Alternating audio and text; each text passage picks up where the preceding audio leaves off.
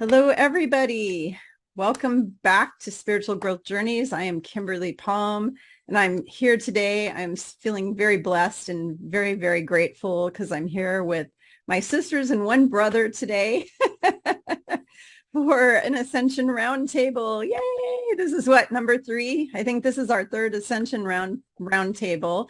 So we are here to talk Ascension, all things Ascension. We're going to cover topics we didn't cover in the last two. If you didn't see the last two, you can go back to my channel and watch those. But today we have added a few new people to the roundtable. We have, of course, Victoria Reynolds, Sandra McKellis, Gail of Gaia, and Salini Terry Apodaca, but we also have added in Chelsea Colley and Mr. Ismael Perez. Welcome, welcome, welcome, welcome.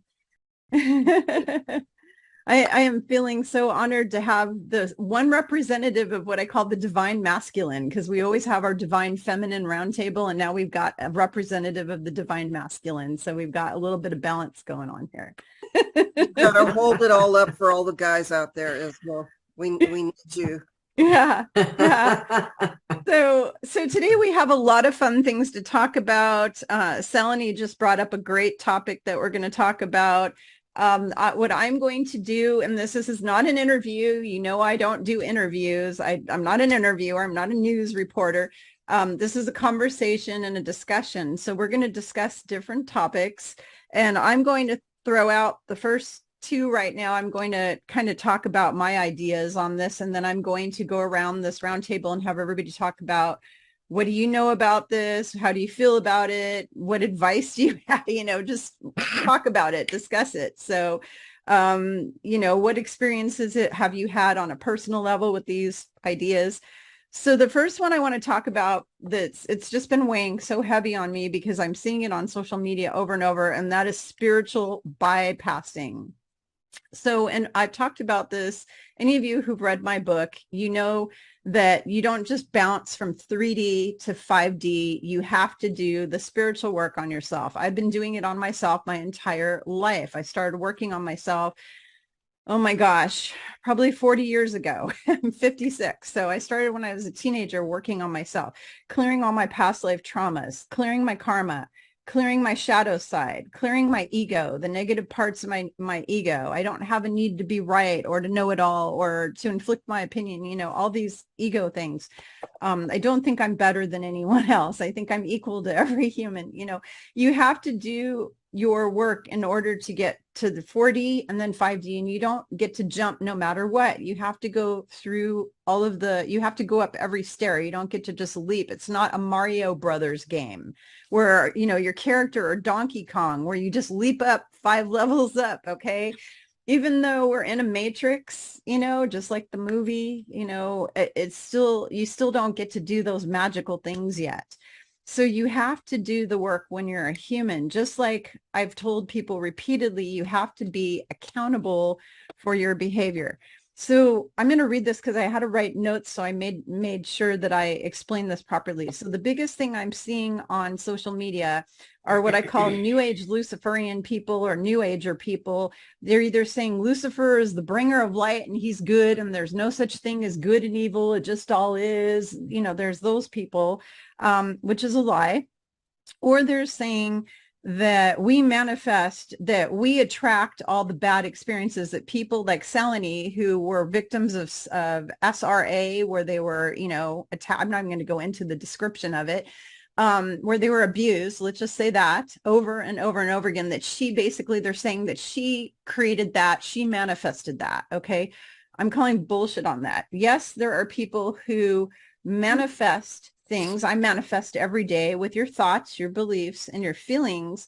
But there are some of us who are targeted individuals. In fact, back in 2003, I wrote notes to make sure I covered this. There was a huge attack on the light worker community between 2000 and 2003. And in 2003, a whole bunch of people who I really revered and loved were all snuffed out. Okay, they all got cancer and died. There was a whole bunch of light workers. There's one named Acharya. She got snubbed. There's a whole bunch of really well-known light workers who were just taken off the earth plane against their will. They did not pick this in their life plan. There's people going around saying, oh, if you're raped over and over, or if you're abused or you're robbed or you have all these bad things happen in your life, that you chose that in your life plan, every single one of it, or you manifested it somehow.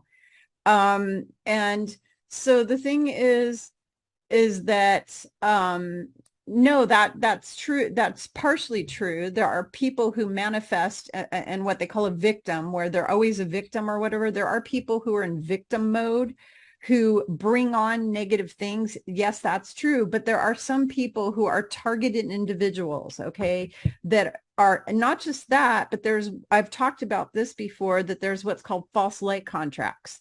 Because before the false matrix was removed, when you died, your soul would go in there. You would be tricked into what's called a false light contract. You'd come back down here to earth, and you'd have to have a life where you were tormented. Your village was sacked. You were raped over and over. You had to do that because that is what the dark ones do, because then they feed off of all that loosh of your suffering and your grief and your sorrow and your pain. That's what the Draco do. That's what the great, all of these, the demonic entities, they all drain our loosh. And so they would trick people into doing a false light contract. They'd say, oh, you're a sinner and you got to go back in and you got to have all these terrible things happen to you. So then you'd go back in.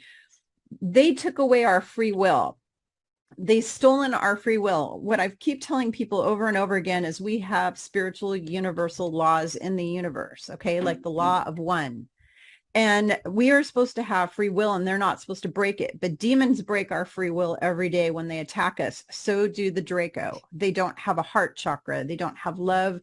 They don't have compassion. They break our free will over and over and over again with all the things that they do to us. Do you think I asked to have chemtrails sprayed on my head every day? Do you think I asked for all my food to be poisoned by them? No, I didn't manifest that. I didn't manifest being born into a country where everything's poisoned. For somebody to tell me that is ridiculous. And so I have a real issue with these people who are saying stuff like there is no such thing as good and evil, there is no judgment, when I happen to know there are angel tribunals, because I sit on them when I'm not in this physical form. I'm sitting on those tribunals that judge people who are committing crimes against humanity. Your soul is held accountable for everything you say, everything you think, and everything you do. It all goes into the Akashic records. I've said this over and over again. You are held accountable. And this bullshit crap of there is no good and there is no evil. Evil was created in the beginning to give us a learning challenge. Okay. Earth is a classroom. I've said this over and over. My book should have been called Classroom Earth, Making the Grade. Earth is a classroom. We come here to learn lessons, okay? So you have to have a little bit of evil. But back in the days of Atlantis and prior to that, there was a little bit of evil. It was maybe 20% at the most, 10 to 20% at the most. And that was here to challenge you so you can have lessons. Because if it was just like heaven where everything's la, la, la, perfect, then you're not going to learn it. You're not going to learn anything, right? So what happened is a guy named Enki Lucifer showed up. Enki Lucifer, whatever you want to call him, showed up, and he downgraded this whole earth to be 80% evil, 20% good. So now what happens is it's all out of balance. So then you have everybody suffering and dying when they're 70 instead of when they're 5,000 years old, like they used to. You used to live hundreds of years, 1,000 of years, whatever, until they downgraded our DNA, which we're going to get into later. And I'm going to have Ismael cover some of that. But the thing is that there is good and there is evil. And I'm sick and tired of these people who don't want to be held accountable for their bad behavior. They want to be able to face punch their neighbor and kick their dog and beat their wife and do drugs and do all this stuff and not be held accountable for it, and then turn around and go, oh, Lucifer is the bringer of light and there is no good or bad. It all just is. And there is no judgment. Well, yes, there is judgment. It is a 3D fear-based thing. If you're a human and I go around judging, like if I say, oh, Victoria, you're so stupid, you're an idiot, da da da da da, which I would never do because I love you. But if I went around judging people, that is very third density. The only place on earth the judgment belongs is in the court of law, where where the judge is judging the criminals. Humans should not judge each other. However, there are angelic tribunals and your own soul that's judging you. If you're a human and you die, the first thing that happens is you get a life review. You get a life review. You get to look at your life. You get to see all of the stupid things that you said, all the stupid things you do, all the people you hurt. You get to see it all. Your soul combined with your spirit guide team, combined with God, will decide, how do we deal with that? You're going to be held accountable. Okay. So if I went and cheated on if I was a male and I cheated on my wife like 20 times, you're going to be held accountable for that. Okay. All of your actions you're going to be held accountable for. What does that look like? Well, there isn't a place called hell. Hell is a consciousness level. So hell looks different for each person based on what sin they committed, what did they do wrong. If they went and they trafficked and murdered and cut up and ate like 50 children, then what happens to them is going to look different than me calling my mom a bitch or something like that. Okay. So it's going to look different for people based on what it is that they did. So let's say that you were the guy who cheated 20 times on your wife. Maybe you have another lifetime where you're cheated on 20 times by your spouse, and that's your payment for acting like a dumbass, in this lifetime. It's going to be different for everybody, but to sit there on their little what I call new age high horse and say there is no good and evil and there is no judgment and there is no accountability. I can just go and do whatever I want because it's an experience. I'm just having an experience. So I can go massacre my whole neighborhood because they chose to be massacred by me. No, no, no, no, no, no, no, no, no. Doesn't work that way.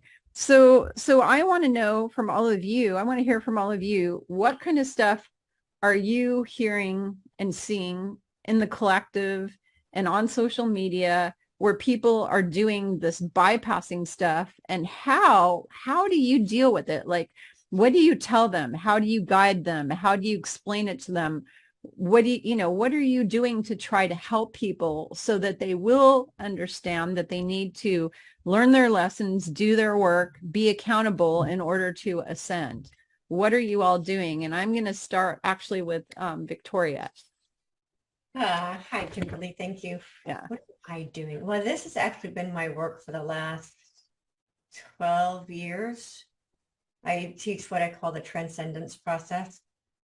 And primarily what I do is help people process the fear-based beliefs they garnered through their organized religions. But ultimately, this transcendence process is the same. It is teaching people how to look at all their fear-based beliefs and all their life experiences and process them so that their experiences no longer negative baggage they drag along behind them.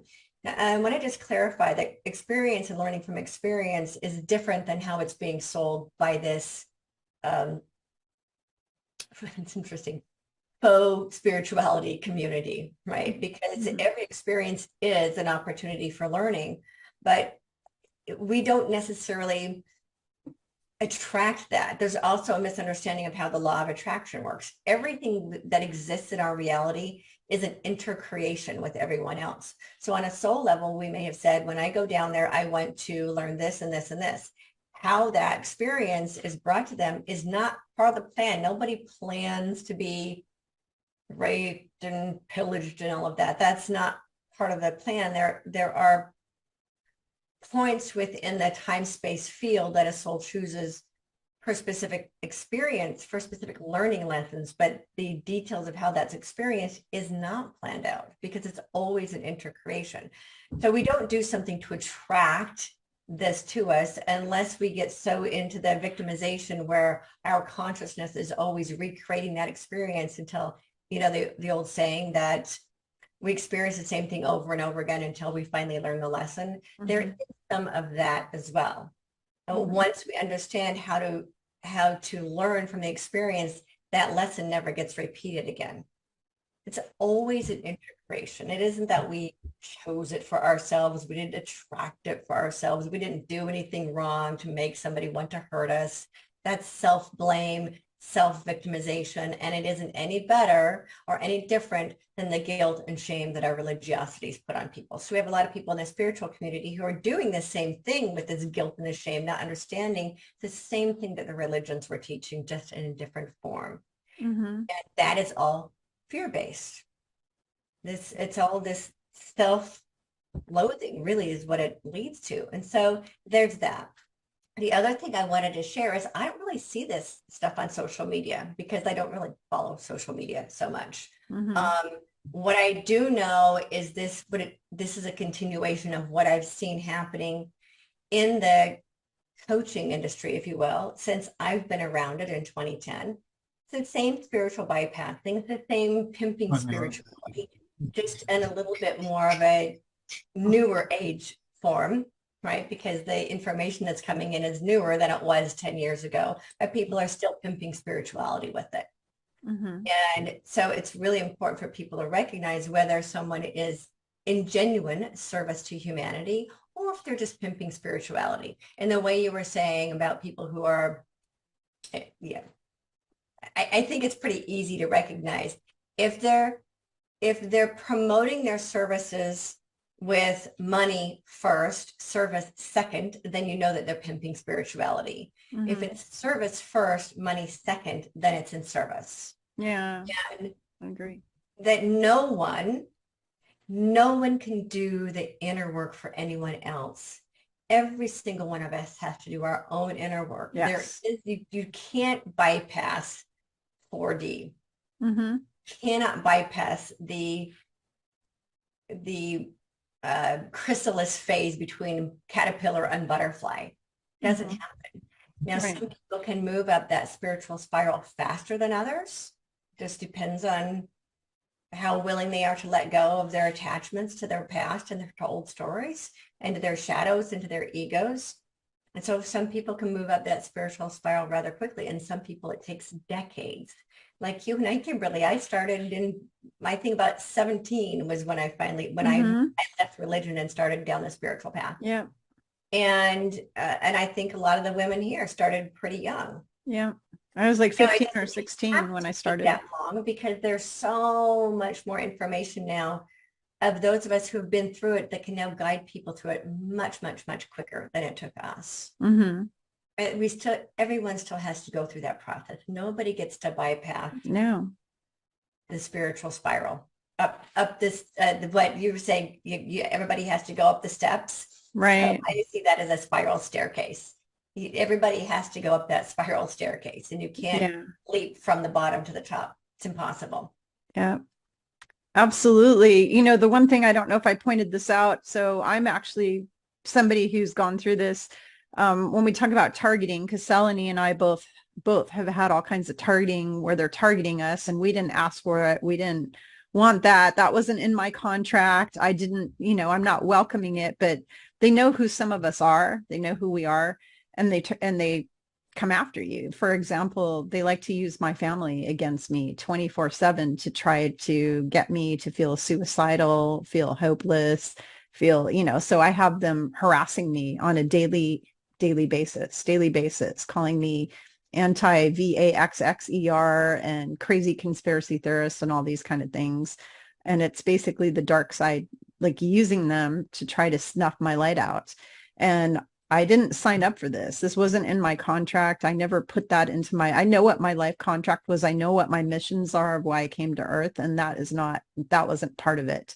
But they also, the other day I had a military helicopter fly really low, right at eye level with me. The guys looked me right in the eye, and I was feeling really dizzy and sick.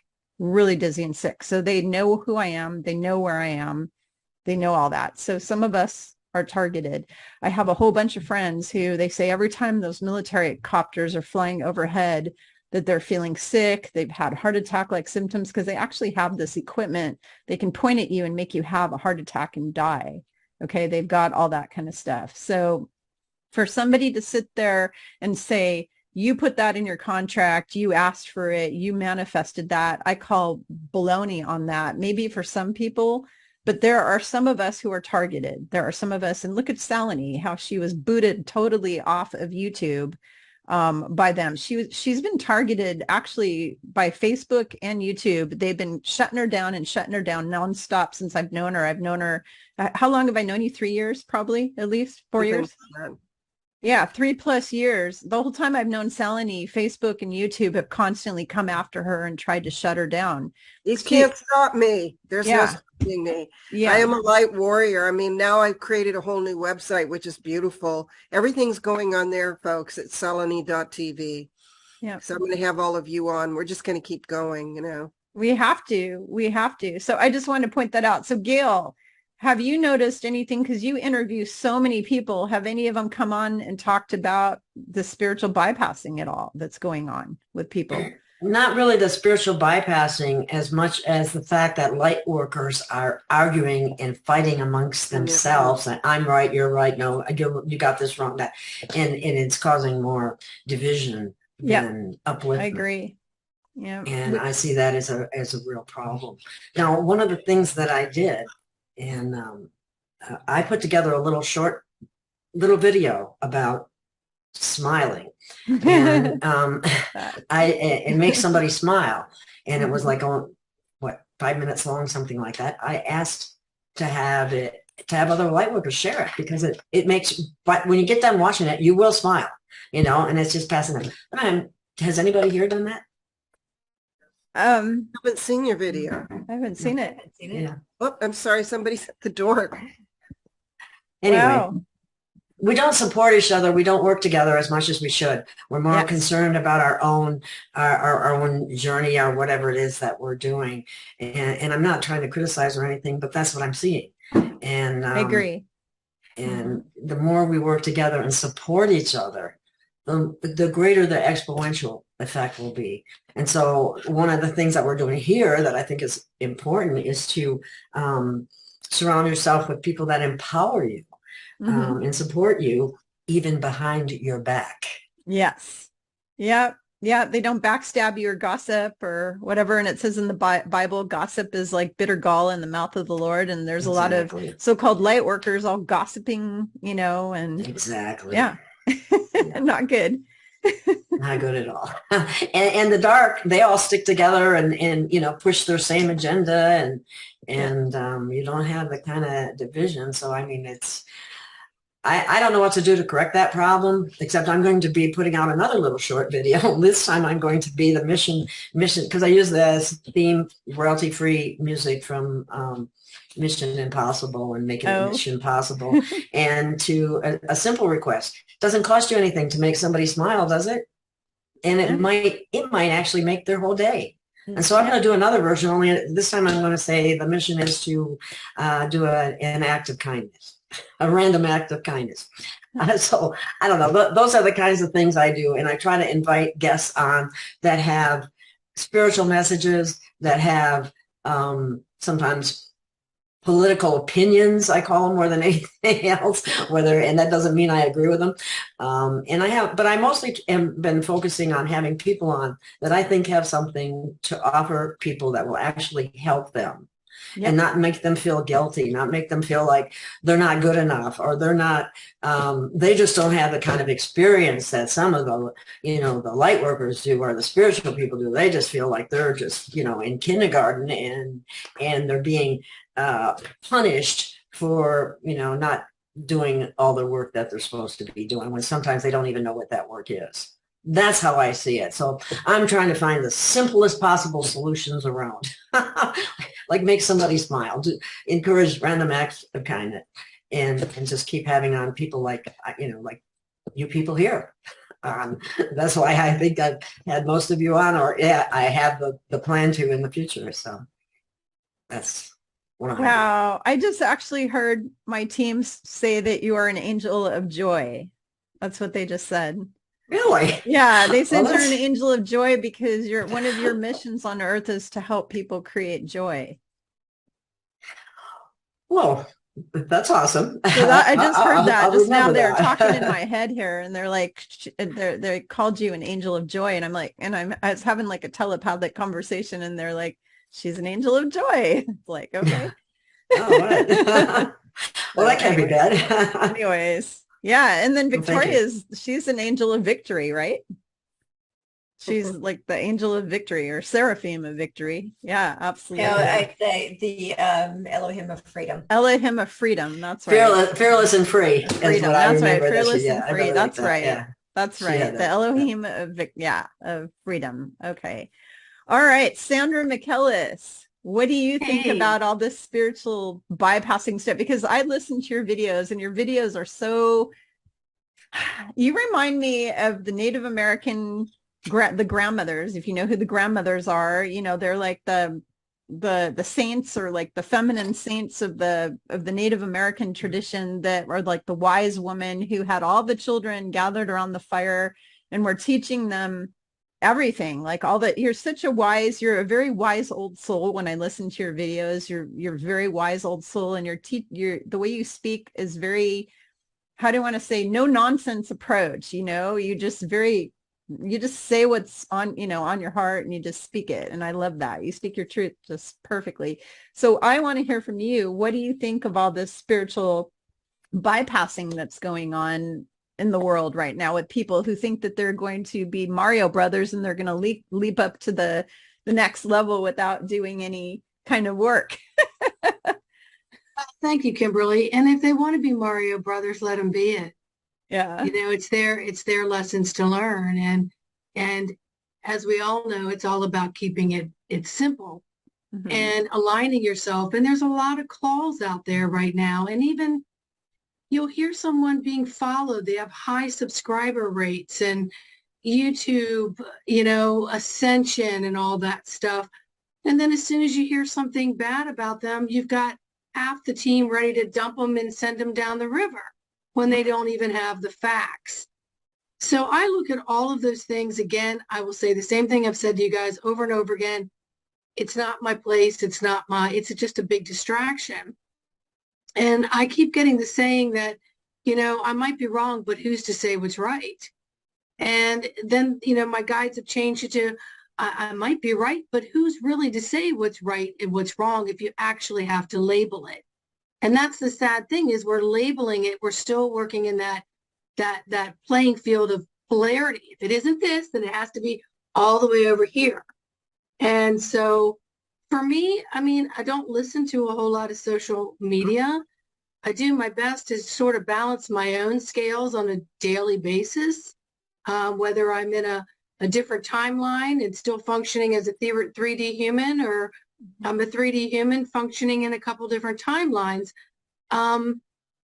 There's a lot of scrapping going on. And unfortunately, it's exactly what my guide said we would come down to, as many of yours have told you. It's going to come down to, it's people think it's survival of the fittest. So it's like, okay, I'm going to take you out, take you out, take you out, because it's going to make me look higher on the ladder, when really it's everybody's lessons to do what they need to do, good, bad, or indifferent. Can we actually sit still, listen to the information if we're called to, and then can we just stay like, I have no opinion? Really, honestly, I have no opinion, because there's things that you all will say and other people will say that I have no way to verify. So am I going to sit here and spend the rest of my day trying to dot your I's and your T's to prove to myself that possibly all this information is correct? Or am I going to align myself to be the best I can be in this moment, create my own history from this moment, and still maintain some sort of equilibrium and happiness in my God self? So that's what I have to say about it. Yeah. I knew you'd have something very wise to say, because every time you speak, it's always just all this wisdom just kind of pours out. So I knew you would. Well, thank you, because I never know what I'm going to say. I stay completely neutral, and then I don't even remember what the heck I said. So I hope that it helps. Thank you. Absolutely. Thank you so much. Thank you, Victoria, Gail, Sandra, so far, and Ismael. What do you have to say about all of this spiritual bypassing that people are doing? Because, you, by the way, I want to share this with everybody. I have Ismael's book here. I don't know if, let's see if the camera will, oh, there we go. Our Cosmic Origin. And I just started reading it, and I'm only 25 pages in so far, but everything I've read so far is awesome. And everybody I know is just commenting that this book is awesome. But, I mean, your book has a lot to do with all this, ascension stuff. So what do you think about the spiritual bypassing people? Well, I think that, there is a dark or Luciferian attempt to hijack the fifth dimensional, what we call the ascension, the organic ascension. And we have to be careful. They call it the false light, where angels of light or beings of light masquerade as dark entities, and, all in the name of, love and light. They try to give you information that could actually allow you information that, instead of empowering you, it allows you to build some sort of externalization where you depend on these people for the information, and then you start seeing them as your God. Mm-hmm. And that's my issue. I believe that, the galactics aren't here to save us. If people don't realize that we have to all do our own work, Mm-hmm. we're not going to be ascending. And the only way we're going to have any change on a collective level by a solar flash of some kind is if enough of us do the work, clear the wounds, clear our pathways, find a neutral point between light and dark, because we all have light and dark, Mm-hmm.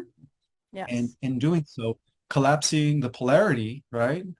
Singularity. And then once we all do that, then we're going to be waiting for a great event such as the solar flash, or we could expect a great event such as the solar flash to kind of catapult everybody into the higher dimension. But you're right, we have to do the work, and we are going to be going into 4D before we get into 5D.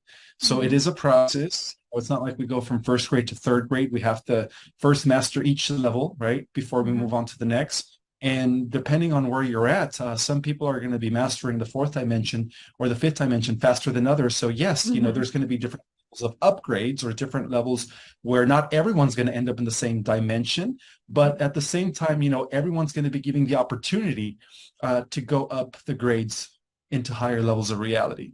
But we have to do the work, and we have to stop externalizing our power to, even the white hats. It's like everyone's waiting for the white hats to liberate us. They're not. They're not. Yeah. I'm starting to think that this whole duality is really just a game, in the eyes of the creator. It is a game that was set in motion long ago. And I think as the reason we were created as the most hybridized race is because we carry, the genetics of every race out there, whether good or bad. We have it all. We even have a little bit of Draco in us, but it's to balance it's to balance everything out, and to really just be the peace givers, and the ones who end the conflict in the galaxy, because what we do here is going to have repercussions on every level and on every reality, and so it's up to us to save the multiverse. And I've always been saying that. So that's how important we are. And yeah, we can't give our power away to anybody. This is the time to let go of the crutches. Yes, Saint Germain, Metatron, Archangel Michael, they did their part, but now it's time for us to have that direct connection to God, bypassing all the ascended beings and all the galactics, and not depending on them, to help us or to save us, because in the end, no one's going to save us. No. Every single one of us We're saving has to save ourselves. us. Yeah, so that's my perspective, is that we're all our own saviors, and that's why there's going to be no galactic interference, and that's why there's going to be no white hats, you know what I mean, right? Liberating humanity, because there's still a lot of people that are not doing the work. Knight in shining armor. This conflict is going to continue until enough of us do the work, and then I believe that the solar flash will be the events that is going to, change everything and catapult everyone into a better world, or what we call the, age of love, the age of light, the age of Aquarius. Wow. Thank you, Ismael. I really appreciate that perspective. And I agree with you on no knight in shining armor is going to come in, no white hats. Everybody is like, oh, the white hats are going to save us. The white hats are, no, no, no, no, no. We have to save ourselves. Absolutely. And Victoria and I have had these conversations over and over and over again. I've talked to Salini about this, about how we have to save ourselves. I don't know how many conversations that we've had about this, but it's so funny because back in 2011, when Yeshua popped in and told me that I had to do this work that I'm doing right now with everybody, he told me, he said, Kimberly, you're not a lone wolf. You have to get together with the other light workers and all of you have to work as a team. He said, you will not save the planet unless you all come together. That's what he said. He said, you all have to come together. Can't be fighting, can't be arguing, can't be backstabbing, can't be trying to compete with each other. I have all these people who try to compete with me. I'm not interested in competing with anyone. It's like, don't even bother trying to compete with me because I don't give a hoot about that. I want to collaborate with as many people as possible, whether it's all of you or whoever it is, as many people as I can possibly collaborate with to save our planet. You know, we have to all come together, not try to do it our own way and not be stubborn and not, you know, that's all ego and that's all very third density stuff. Again, when people let go of, I don't like to use the word release because that means bring it back again. When you let go of this preconceived ego thing that you have to compete or be better than others or blah, blah, blah, or, you know, have it your way or get your opinion on everyone. Everyone has to believe the way you believe.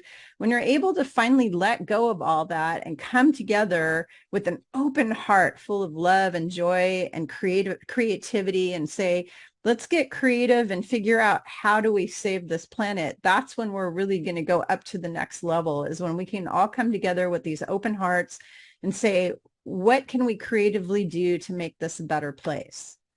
That is what I think. I agree. Yeah. Yeah. And I like the fact that you state that it's about working as a team, coming together, because that's what's happening. We are all linking up, you know, the forces of light. We are really the saviors, the ground crew, not so much galactics, but the ground crew are the saviors. Mm-hmm. So as we continue to link up and we continue working together, you know, we're going to have faster effects for the planet. That is what is really key, and that's not what's happening just yet. It's starting, it's just beginning, but bringing the light workers together to work together and to support each other, because I've been told that it really doesn't take that many to make the change. Yeah, you're not going to get everybody. No, you won't get everybody, but we do need a fair amount, more than like a half or an eighth of 1%. I mean, you need a fair amount of people, definitely. I heard as little as 9,000. Now that could be really wrong, but if enough people are at the right frequency and they're working together, it's going to go exponentially. Yes. And so that's the basically what I've been told for years is that one person in the resonance of unconditional love can make up for 1,000 people who are not. So it's really yes, thank you. Many. Yes, it's my understanding. It's about 1%. We are the other 1%, as I often say. So, and I've been saying for years that the light needs to be just as organized as the dark. The dark side has been phenomenal at organizing, and we have not been. So, and they stick together. They really stick together. Lights all over the planet, but we haven't come together as these lighthouses. And so now that's what we're starting to create. Right. Is understanding that competition was created specifically to keep us divided and conquered. All this narrative that's been swirling around about us versus them, black versus white, man versus woman, Democrat versus Republican, all of that was created to keep us divided and conquered. And enough of us need to recognize all those labels were created specifically to keep us from unifying and organizing. So I think enough people are finally starting to understand what we're the ones we've been waiting for actually means. Yeah. Up here, it's here, and we know that. We know we are the ones that we've waited for. We chose to be here at this time specifically to help guide humanity into this next realm.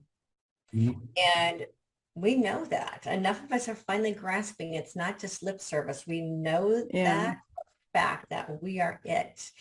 And the teams of light, the Galactic Alliance, the Light Alliance, whatever name it is, that they showed me about 2 years ago to start using the term alliance rather than federation, that they're here to assist us. Yes. They will not do the work for us. Exactly. We have to stand up and do the work ourselves. And when enough of us stand up and start doing the work ourselves, they will come and help us. And they cannot interfere with they have rules of non-interference, which is what I was talking about earlier. As the people who are targeted, is the reason they're targeted is because the Draco break all of the universal laws of non-interference. They go against your free will. When you're tricked into a false light contract, you've lost all your free will. So for somebody to say that you chose that when you never had any free will to begin with, they have no clue what they're talking about. And they will be held accountable. Mm-hmm. So even though it doesn't look like they're being held accountable in this blip of time, right now, they will. Time and space, they will be held accountable for breaking the prime directive, which is free will choice. Yeah, absolutely. So Chelsea Colley, haven't heard from you yet, and then we're going to ask Salini to talk about the same thing. So Chelsea, what have you seen in your own community, in your own life, with people who are doing this love and light and spiritual bypassing baloney that they do? They just don't want to put any work in. They want somebody to just hand them 5D on a silver platter. What have you seen? Well, thank you for having me, Kimberly. And I feel really honored to be invited to be here, like among greats, like yourself included. I look up to all of you. So thank you so much. And I just had a quick clarifying question. Is this spiritual bypassing, is this kind of a term that you've made? Or are they actually using spiritual bypassing as a selling term? Are they saying you can spiritually bypass, or? No, it's a term. It's not a selling term. It's a term that's been used in the spiritual community for ages. Yeah, I've heard this term for like least the last 30 years actually, but I've heard it for. I didn't know if they're like, oh, you can spiritual bypass, just buy my product or whatever. No, they don't use it as a selling point. It's more of an understanding. Of how some people are think they can make the leap from the fear-based reality to the love-based reality and bypass all of the work that's involved in the process. So it's not a term that's used to sell a product. It's just it's an understanding that has been recognized for years of how some people would, they just don't want to do the work. Great, right? If we could just like eat ice cream and bypass the heart attack, right? That's the kind of thing. It's laziness. That's what I'm feeling. Yes. It's people who are lazy and they don't want to put any effort in at all. They literally want you to just give it to them. It's like, just give me the answers to the test. I don't want to study for the test. Just give me the answers to the test. That's these people. Right. Okay. Yeah, that makes sense. I just didn't know if they were like, did you know you could use spiritually bypassing? And but I think the whole point is like, we can't achieve enlightenment if we are dragging along our baggage on the way.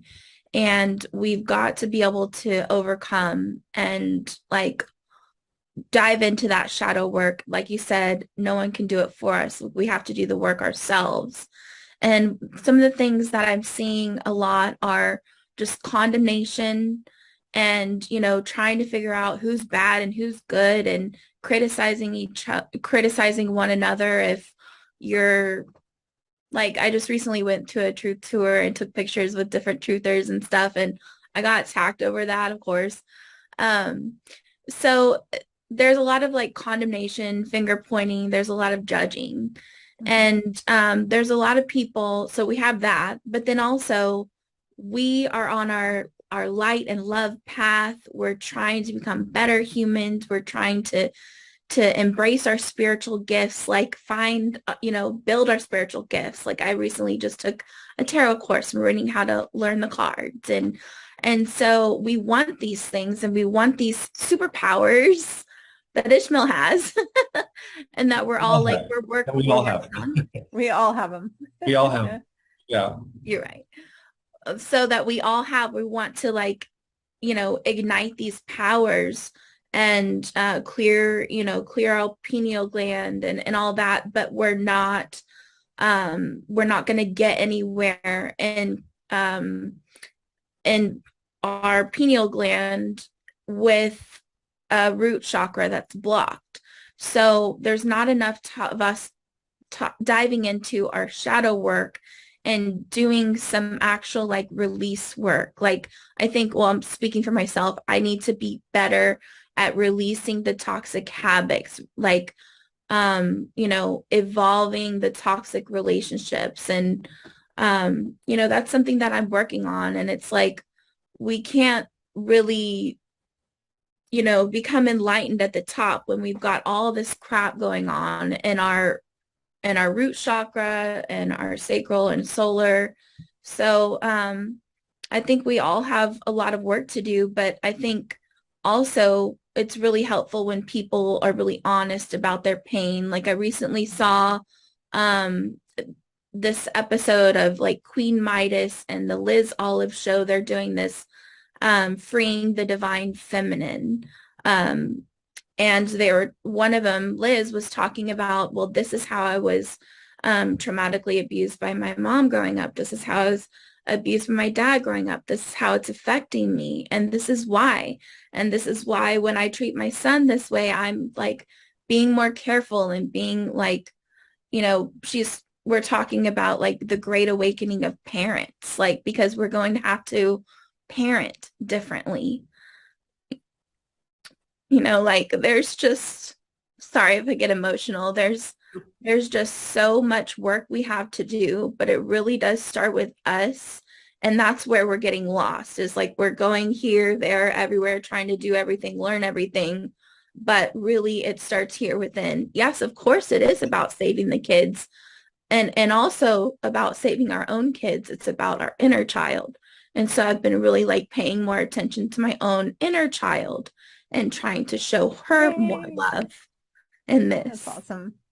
So yeah, I think like we can't have the spiritual expansion with all the crap, we're dragging along. Yeah, the baggage, especially the inner child work. I mean, I was abused from birth until my mother passed away. She was emotionally abusive to me. And so I've had to do healing. And then after she passed away, I had to do more healing. I was already doing healing when she was alive, but then after she passed, I had to do even more healing. And yeah, it was, if you don't come into your spiritual gifts, and you wouldn't be able to have these spiritual gifts and this connection with Yeshua and Mary Magdalene unless you had done all of that work. Yeah. Yeah. And I just want to, thank you, Chelsea, for pointing out the inner child, because I think that when it comes to, healing the shadow and bringing balance within our duality within us, I think freeing the inner child is the indicator that you've done the work, that you are actually free, because it's when we allow our inner child to no longer be suppressed, but to come out. I'm going to share something with you guys that I've never shared before. Okay. But because I have such a big imagination, and because I was always in touch with my inner child, I didn't stop playing with toys till the age of 17. I used to I was 17, a senior in high school, and I would look forward to coming home to play with my little man. And I would just, and I embraced that almost to the age of 20. And I was made fun of by my cousins because they stopped playing with toys at the age of 10 or 11.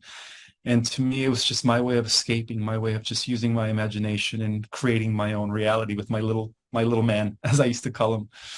So, I don't know. There's times where I feel like I just want to go and buy these little man, and just, even at the age of 44, I don't care what people say, it's just me, embracing my inner child. It's an emotional outlet, and there's nothing wrong with that at all. And the people who made fun of you, they just have lack of consciousness and understanding about it, because the fact of the matter is every one of us deals with our emotional traumas in a different way, and that is a healthy way to do it. Now, if you dealt with it by going and spray painting all your neighbors' houses, then they would say that that was a negative way of how you dealt with your emotional, because I know your story, Ismael, and I know you've gone through horrible, you've had a lot of experiences, just like Salini and I have both had. Well, Salini's experiences are even way worse than mine. Mine were pretty bad, but hers were even worse. you've gone through your own share of trauma in your life. And so that is the way that you dealt with it in a very healthy way. Okay. There's nothing wrong with that. And the people who criticize you, it's just like Yeshua always said, forgive them. They know not what they do. They're baby souls. They lack understanding. They lack the compassion, the understanding, and the consciousness. They don't get it. So every one of us needs to deal with it. And I know, Chelsea, you have little kids, don't you? Don't you have small children? Which is why you were getting emotional just now when you were talking about that, because I know that you're trying to balance being a young mom with little ones, because my little ones are now 22 and 24. So I don't have to go through that, but you don't get an instruction manual when they come into the world. There's no instruction manual. It's really hard to be a parent, and everybody has different situations going on, and then you're trying to do all this emotional or spiritual work on yourself and raise little kiddos at the same time. It's a difficult, delicate balance that you're trying to create. So my hat is off to you as a fellow mom. It's not easy. All the parents out there who are doing spiritual work and trying to raise kids at the same time, it's not easy to do that. So yeah. I just wanted to say that. So Salini, I'm gonna and this first question, or this first problem, whatever you want to call it, with you, what have you seen out there with the what do you want to call it, the bypassing? What have you seen? And before you speak, I just wanted to say something really quick. Spiritual bypassing is similar to emotional bypassing, and an example of that is, let's say my mom dies. And instead of grieving over her and processing the grief, I bypass it by just going back to work, burying my head in my career, and ignoring the fact that my mom died, oh, well, I cried for a day, I'm over it now, and then go back to work again. And that is bypassing, because they did not do the work on themselves to overcome the grief and to heal the grief. If you don't heal those issues that lie within you, you can't get to the next level. So that is a better example of what spiritual bypassing is it's a lot like emotional bypassing, where you can't just make it go away. You have to go through it. You have to go through it head first. You have to meet the challenge. You have to do the work, and you have to process. And if you're not willing to do that, then you're not going to get anywhere. So Salini, go ahead and share with everybody.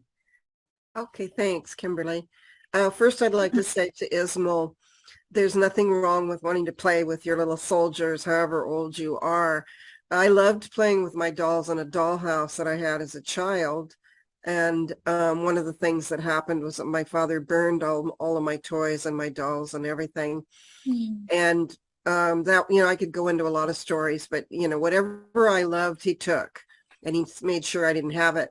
So one of the things that I'm really interested in is doing a dollhouse with miniatures as a hobby. But I haven't had time. I'm too busy saving lives. But someday, maybe when I'm more retired, I envision having a dollhouse, and with, miniatures. If you've seen those, they have shows and everything all over the world with these incredible little chairs and furniture and stuff like that. So don't feel bad. I'm going to do it too. Right. As for the spiritual bypassing, what I see is that's really a coping mechanism for not facing your inner trauma and your core healing work.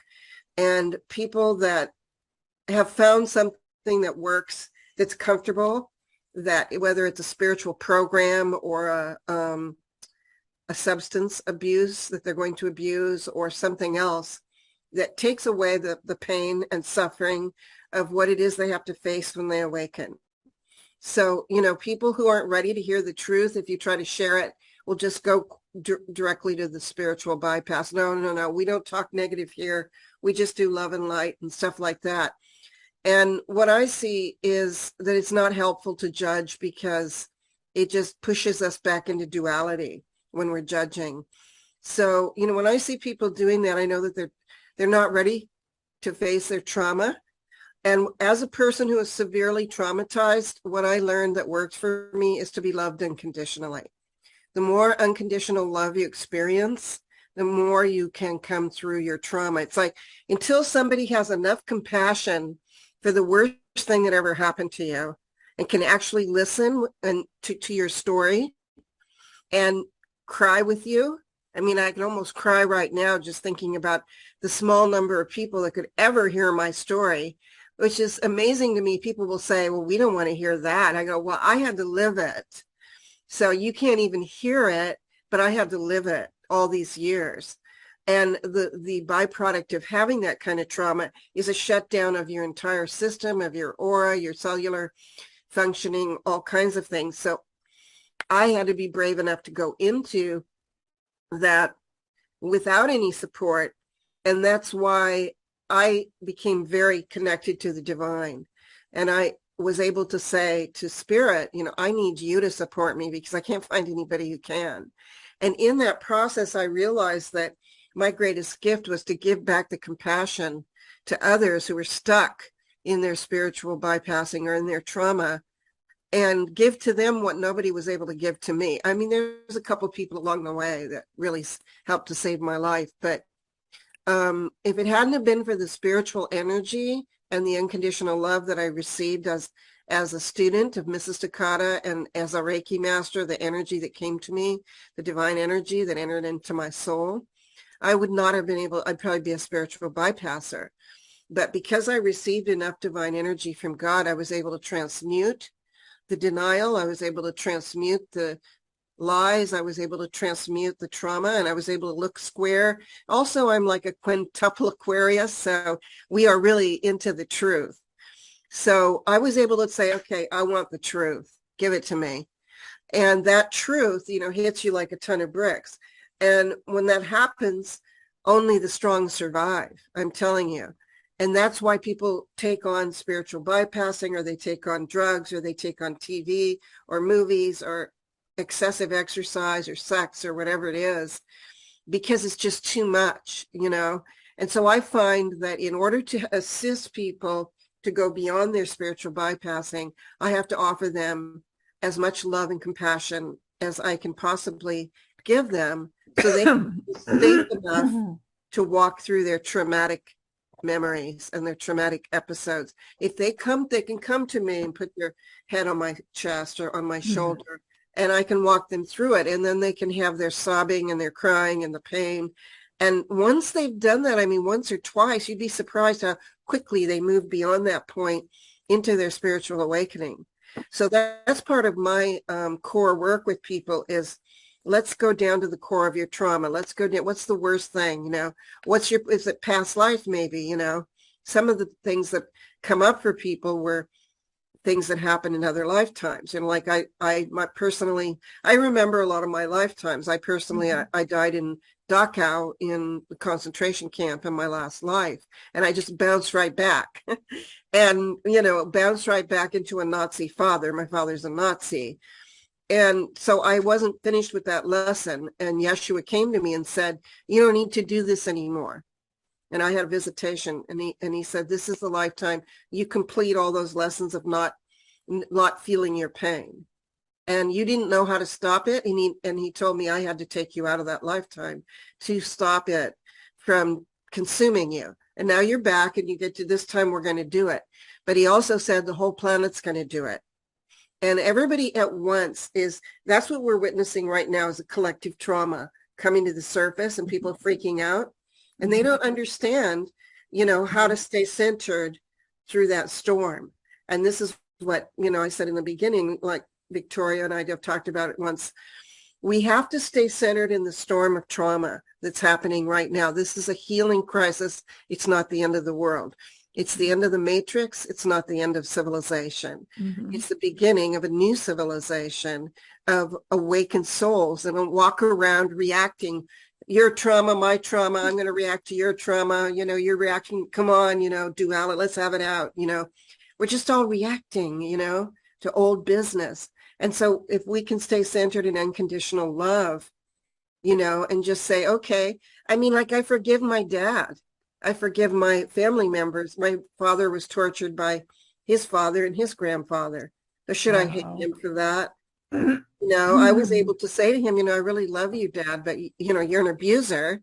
And he was not able to understand that. And I said, well, I'm going to love you anyway, and I'm going to forgive you. And that releases me from constantly reacting. Now, he has to go on and do that in another lifetime, but I can move on into the next level of my awareness when I don't stay stuck and attached to all these different things that were painful and cause me or someone else to go into spiritual bypassing. So when somebody is really, really hurting, Kimberly, they're going to look for, there's four paths of trauma. You know, there's numbing, there's running, hiding, and then there's transcendence. And a lot of people will run for something that makes them feel comfortable, whether it's a husband or a wife, a boyfriend, sex, something like that. And then when that stops working, you have to go to transcendence. And all of those things could be categorized as spiritual bypassing. Mm-hmm. And drugs really, and alcohol. And they're very unconscious, you know, so when people, it doesn't help for us to say, hey, you're spiritual bypassing, I don't like you. You know, that doesn't, people don't understand that. What helps is for you to make a container, a sacred alchemical container of love and say, come here, you know, what's going on with you, you know? And when they feel ready and safe enough, they will come and they will share it with you. So the judgment needs to go, so that we can create a safe space for all of us to stop spiritual bypassing. I hope that makes sense. Oh, yes, absolutely. Like huge. Absolutely. Mm-hmm. Yep. So I'm going to start back with you again, Salini, because before we came on recording this, you said that you wanted to talk about some crazy stuff that's going to be happening on the planet. And I really want to talk about that because that's important. So do you want to go ahead and start off with talking about what you were explaining to all of us before we started recording?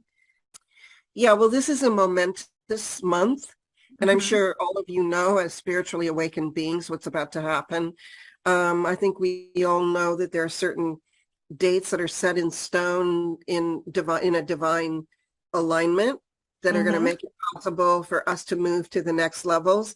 And some of that is connected to our ability to hold the light into our bodies so that we can anchor this new world. You know, I'm sure Ismael talks about it all the time. You know, we've heard dozens of your interviews and he talks about it all the time. It's really important for us to stay anchored in the light so that it can be anchored here. So what's coming up, you know, let me just kind of briefly go over the astrology and then we go into this craziness that's about to happen. This coming, tomorrow? Tomorrow, I can't tell you how huge the alignment is tomorrow. Now, the first is a Vedic that I'm going to tell you. Tomorrow is Saturn stationing in Capricorn exact at 24 degrees. So this is a Vedic alignment.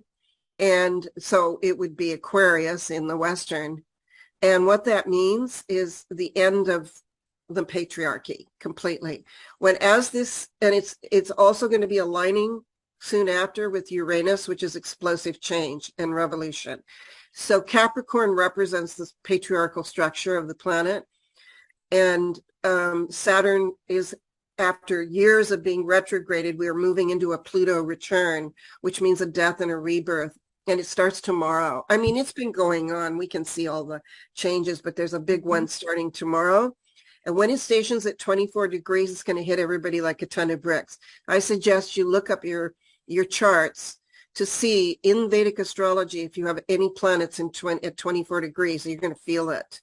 Just so happens that in Vedic, I'm Capricorn. So my Capricorn sun is direct at 24 degrees. So it's going to hit me tomorrow at like whatever hour it is that it stations. That's the beginning of this whole cycle.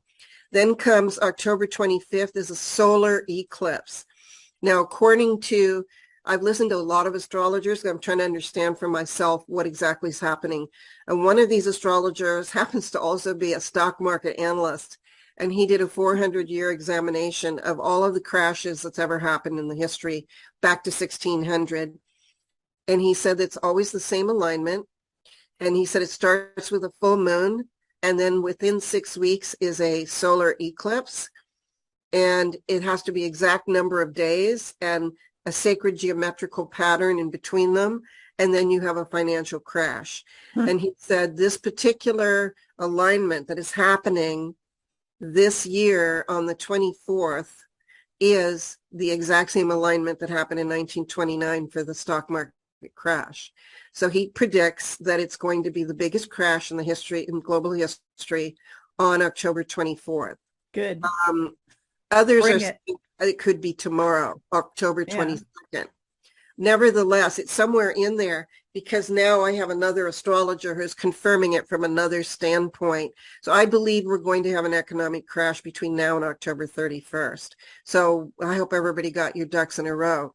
At the same time, there's positive things coming through with that. So that's the first aspect. The second aspect, which is worse, really, is the onset of World War III, which is appearing in the sky on October 31st. According to the alignment in the sky, it's Mars entering Uranus, explosive Uranus, which is when those two come together, at a certain degree, it's war. And Putin has declared it, you know, martial law. They're ramping up their forces.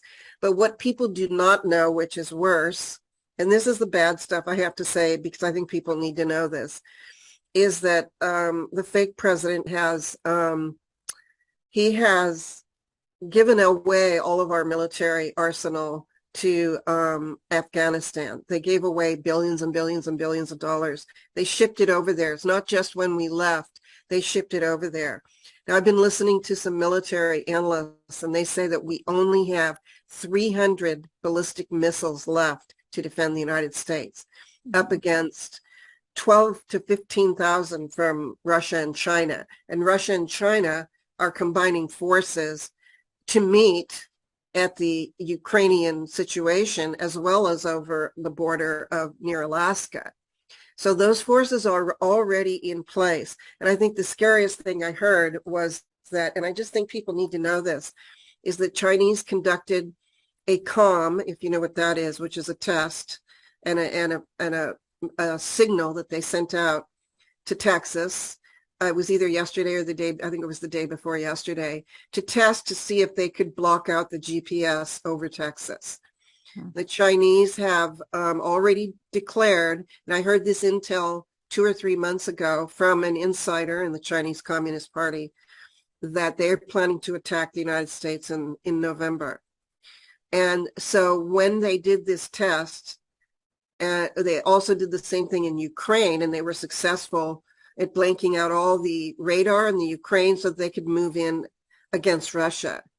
And now they did it in Texas. And so military analysts are saying that that is a signal of an imminent Chinese land invasion or a missile invasion of the United States. And they're in position all around us, like in Canada, Mexico, and California. And so the question is it going to happen? You know, divinely, I hear that we're going to be okay, but I think it's possible that war is going to be declared and we're going to go through all this. Martial law lockdown is coming. Yeah.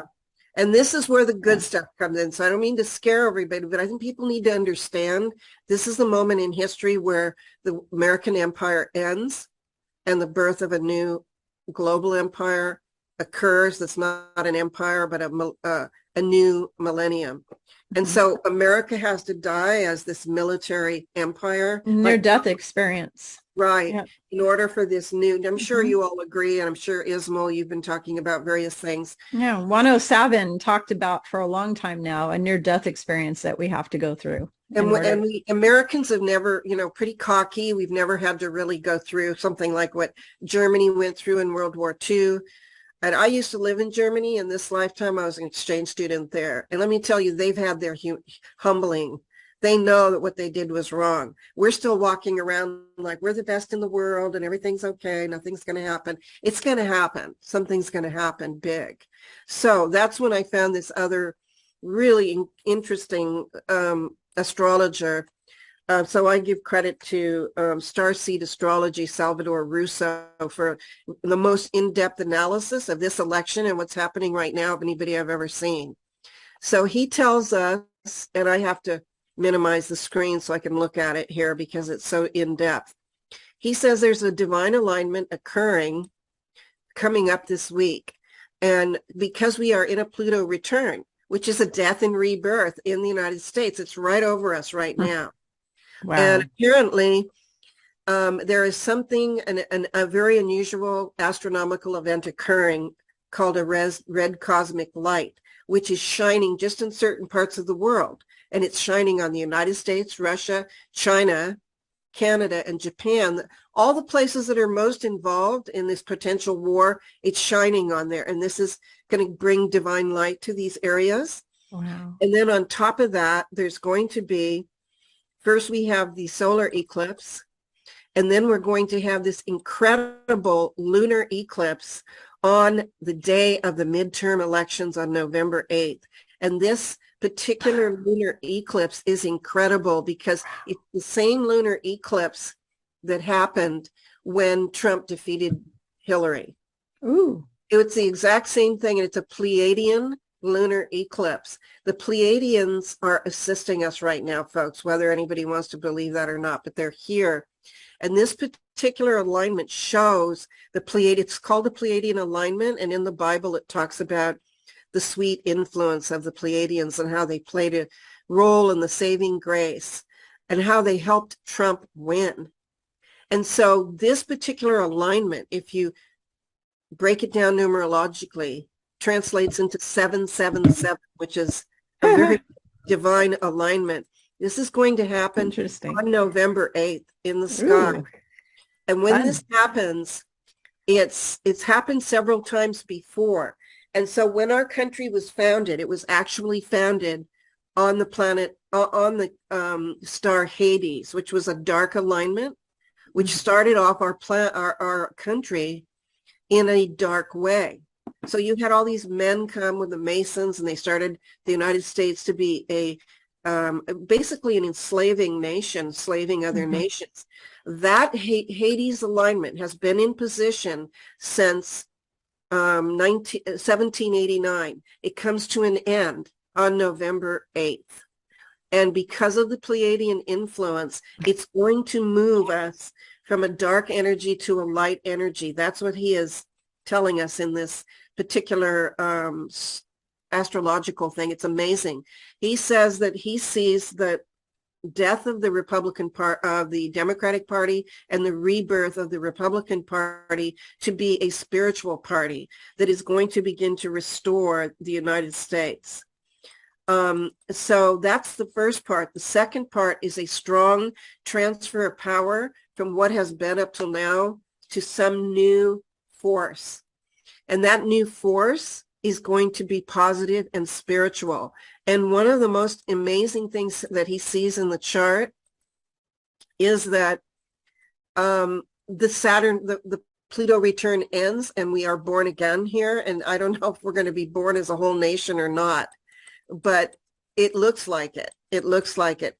And one of the things that he believes is coming is that there will be a new super group of empowered divine feminine leaders that are alpha leaders, that are very patriotic and very spiritual together, who are going to heal this area of the world and bring it out into the whole world, and is going to birth a new wave of crystal children who are going to solidify the new millennium. And I'm wondering if that is an alignment, Ismael, with what you're saying. I'm getting chills. Do you see this? Do you see this, Ismael? Because this is what I'm hearing, is that this is the death right now this week. And then boom, right after that, we have the election, and then it takes off, a very rapid succession of events. What do you think about that? As you were, saying all this, I felt that there's a lot of truth to that, I think that we are jumping timelines into a timeline where we are going to avert the Third World War, and that probably explains why this new, system that is in favor of humanity is going to be put in place, you say, in the first week of November on the 8th? After the midterm elections, there's going to be a turnover of the House, the Senate, everything, and they're going to begin to make new laws, and they're going to completely dissolve and break down all these crazy satanic laws that the Democrats have put in. Well, I think that could be our EBS. That could be our EBS. It's going to be followed by the quantum financial system, the new NESARA programs, the Saint Germain trust funds that are going to be rolled out, and That's what it sounds like to me. So. And well, it does say that. It says that truth tellers will be recognized and be held in divine light. And it says that the financial, where does he say that here? This is a really, really long report that I had to study for a long time. Oh, here it is.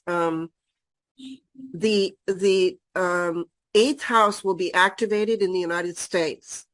And what that means is that the second and eighth houses control the finances and the gross national product of our country, the standard of living, and the national debt. It's going to die and be reborn. It says this eclipse is going to have powerful positive effects on inflation, wages, currency value, debt, interest rates, taxation, and national resources, and a standard of living. And then there's going to be a dramatic shift right after that. So I think what you just said is a yes, Ismael. I really do. I think we're going to see our quantum financial system come into place right after the financial crash. Well, see, and that's hear anything. And that's something I think that will change. Can you imagine the amount of stress that leaves people when they suddenly don't have to be worried that can they pay their rent? Can they pay their, are they going to be able to heat their apartment? Are they going to be, I mean, my goodness, having that removed from the vast majority of people who are really struggling to make ends meet now. We have to. Can you see that raising the vibration big time? We have to remove this debt slavery that they created for us through the Rothschilds and through the Rockefellers and all. Once that's gone, we have a normal financial interactions and sharing and trading and bartering the way it should be before there was money and debt was created. It's gonna naturally balance itself out once we don't have these parasites at the top anymore. And once we remove their financial base, which is what Trump has been doing for a long time, they can't access funds anymore. That's what the Ukraine's all about. Putting the shoe on the other foot. Yeah. Can I ask a question? Salini, do you think this will end, the three, I have to be careful what we say here because I don't want my channel taken down, but the three-letter organizations are, two of them are voting on this thing being stuck into all the children's VA, they're going to stick it into all of the kids' things. They're voting on that, yesterday and today they were taking a vote or whatever. Do you think that that's going to be stopped? Do you all feel that this is going to be stopped? It was unanimous. Oh, it was unanimous. Okay, so it was unanimous for it. So they're going to stick it into was all completely passed. The light is going to stop it. What happens in the end, it's going to be different, but it was a unanimous vote, regardless of all of the emails and calls about letting medical and science bring in more information. But again, just like Gardasil and other things that are on the list of recommendations, it doesn't necessarily mean that each child has to have it. So as we already know, we're in this whole energetic change, and that could topple over, anytime. So that doesn't faze me at this moment. But yes, it was a unanimous decision to put it on the list. It was already the Holy Spirit will not allow the children to be killed. Of course not. We're going to, and this is going to end the education system, by the way. It's going to be homeschooling. No one's it's a satanic education system, and it always has been. And I have said all along, and I agree with Ismael 100%, that it's the divine flash that's going to change everything very rapidly. Holy Mother Amachi told me over 20 times for the last 20 years, the divine flash is coming, have faith, it's coming. And she said, when it comes, it's going to remove all evil from the earth and it will not be able to be here again. She named this year as the year that's going to happen. But obviously, it's up to us to create enough light to bring that in. And Ismael and I talked about that in our interview. As I said, it's our hearts have to open enough to activate the sun so that this flash can occur. And so we got to do our personal work. We got to stay in the light. We got to stay in the love so that we can make this thing happen and end all this drama and all this pain for everybody. Yes, absolutely. It all needs It all needs to end. And I was saying earlier, 107 has been talking for a long time about a near-death experience for the United States. So I say if China says they're going to nuke us or whatever, I say bring it, because the only way my family members and all these other people are going to wake up is to have one of these experiences. They say that they are. Yeah. It was exposed 3 months ago. I heard the entire interview. Sandra? And the president, but most people don't know that President Xi of China is a double agent. He does not want to be a part of the destruction of the planet of this earth. So those three main leaders, Trump and Mr. P and Mr. Xi, or whatever his name is, are all basically hoping for the light. But there's this vast network, of military that's going in the wrong direction. And those are going to have to be wiped out by the divine flash, I believe. I hope so. Sandra, you were raising your hand. Yes. As you all know, I work with a lot of children too. And, recently they were saying in individual sessions that, let's see, what's the word they want to use? Mind slaves, that they were trying to create mind slaves. And if they did that and more people were paying attention to the war in U and R, that we could have a World War III. Now, these are 5, 6, 7-year-olds who don't hear this at home. And that's all part of what's going on right now, is creating the mind slaves. Wow. And that's not what we're going to allow to happen, of course. And that's a lot of what the light that's been pouring in, that's got all of us here in front of each other right now. But, we have all these predictions and things like that, but we're also looking at this new energy that's coming in that many people aren't familiar with yet. So thank you for sharing all of that. But the kids are saying this to me as well. And one of the questions I asked back was, is this going to happen? And two of which in that session said, like we're close, like this. So it just solidified to me that the more light I could bring into myself as an individual, and then helping these kids, and then also helping their parents, would make for more avenues and pathways for the light to come through and filter through us. So anyway, I just wanted to add that. I want to add something really quick too. So my daughter, who's 22, her generation is all, well, I'm Gen X. So what do you call her? A millennial? She's not a millennial. She's 22. I don't know what you call her, but she's a crystal. It's a Gen Z, I think. Gen Z. So her and all her friends, guess what they're all talking about the last few weeks? That there's going to be a huge stock market crash. These are kiddos. They already know. Yeah. These are kiddos. These are 20-year-old kids, and they're already talking about how there's going to be a huge crash of the financial system. And all these kids are all talking about it with each other.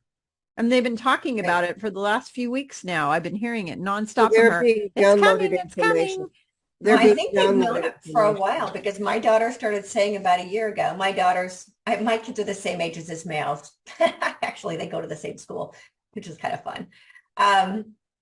And so my daughter started saying about a year ago, Mom, I'm going to buy a house when the stock market crashes and houses get really cheap.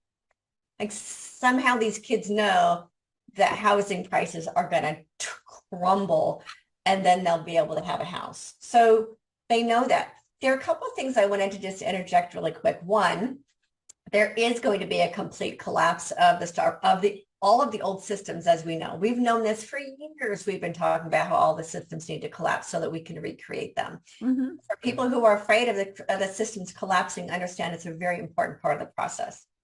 I've been involved with the Sarah information, if you will, since 2010. What I was shown back then is that it will unfold under martial law. So if we start to see martial law, it's a good thing. It means that are being implemented. Also, I got guidance a couple of months ago. As you know, I communicate with Mother Earth, and she said, we've got secrets up our sleeves, and the dark side does not know what they are, and they are unprepared for what the side of light has planned. And I've been shown this card game for ages, if there's like an ace card up the sleeve. And and that this card is going to be played. The side of dark does not know what it is. They might have their looking glass and all the technology, but they do not know what this event is that the side of light has planned. My team just calls it the event horizon. That's all they call it. Wow. And then regarding the jabs for all children, what I was shown when that came out a couple of days ago is that was allowed to play out so that every single one of those people that voted for that will have physical evidence of what they voted for. And this is a way of showing the blood that's on their hands. So we need to understand that a lot of this is bringing out into the open and brought to the surface for us to look at, so they will be held accountable. They will not be allowed to do what it is they've just voted on, but they have to now have proof that that's the side they played on. So it's really important that we don't go into fear, because our fear actually creates our reality. So we recognize it. Great. We see what this is the dark side's hand being shown. If you imagine a card game, they're laying all their cards out on the table for us to look at. So those kids must have volunteered for that mission to allow themselves to die of the you know what. There are a few who on a soul level agreed to play that role. Yes. Yep. Yeah. And again, some of them have had their free will stolen because the Draco have done that. You know, they've stolen a lot of people's free will. So well, they get a I'm seeing a hall pass, like they get a free pass back into the loving because of the role they played. Yeah. Wow. So that's what's happening on the earth field. So understand, it is going to be a very, very, very, very close game. As one reality is crumbling, the other reality is being created. And so it is going to be very, very close. So just not allow ourselves to get caught up into the fear of all it and understand. Exactly. That's what I was trying to say. It's going to be scary. We have to build an entirely new foundation. Russia and China are going to announce that they're going to go to war. It's going to come to that.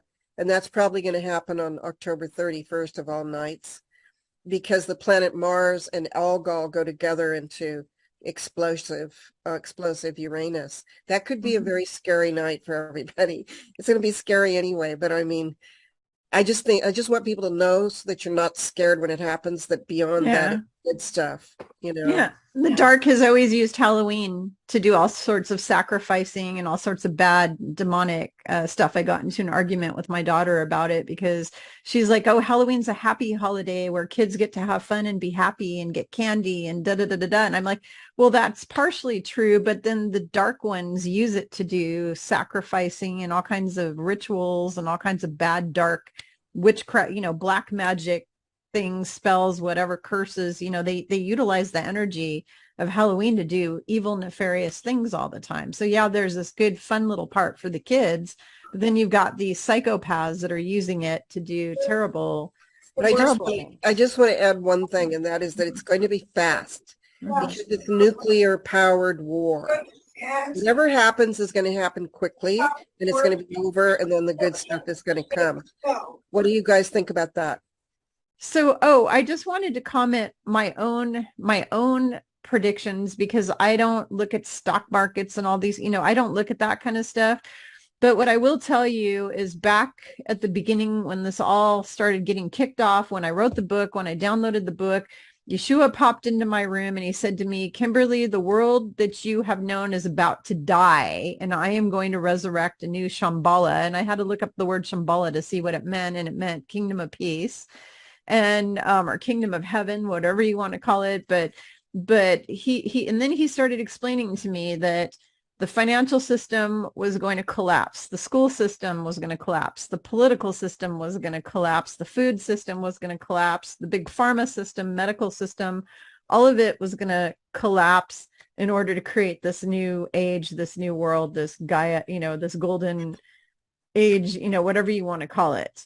And he didn't explain the details to me, and he told me I didn't need to know. And whenever I try to ask questions about money, like the financial or anything, they immediately get kind of mad at me and say, stop going into other people's playgrounds. That's not what you're here to do. You're here to focus on helping people with their spiritual journey.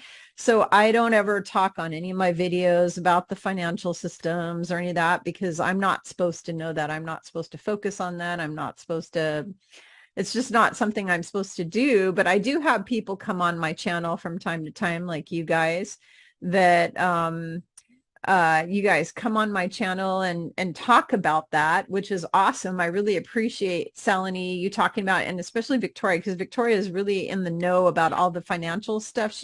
That's her thing. She's very interested in it, and she speaks to all these people who are doing the Saint Germain funds and all this type of thing. And so when I want to know financial information, I go to Victoria for it, because my team will not, they won't tell me, because they keep saying you need to keep focusing on what you're, you know, the what I'm doing, you know, bringing back the truth about Yeshua, all this kind of information. And you know, I don't know if you guys watched my Greek video that I did with Maria Bernardis, my last video about Greece, but the women were the ones running all the religions back thousands of years ago, and the ancient Minoans and the ancient Mycenaeans and the ancient Greeks all worshipped the goddess and the divine feminine, and it was all high priestesses that were running the show of all of the temples and everything back then.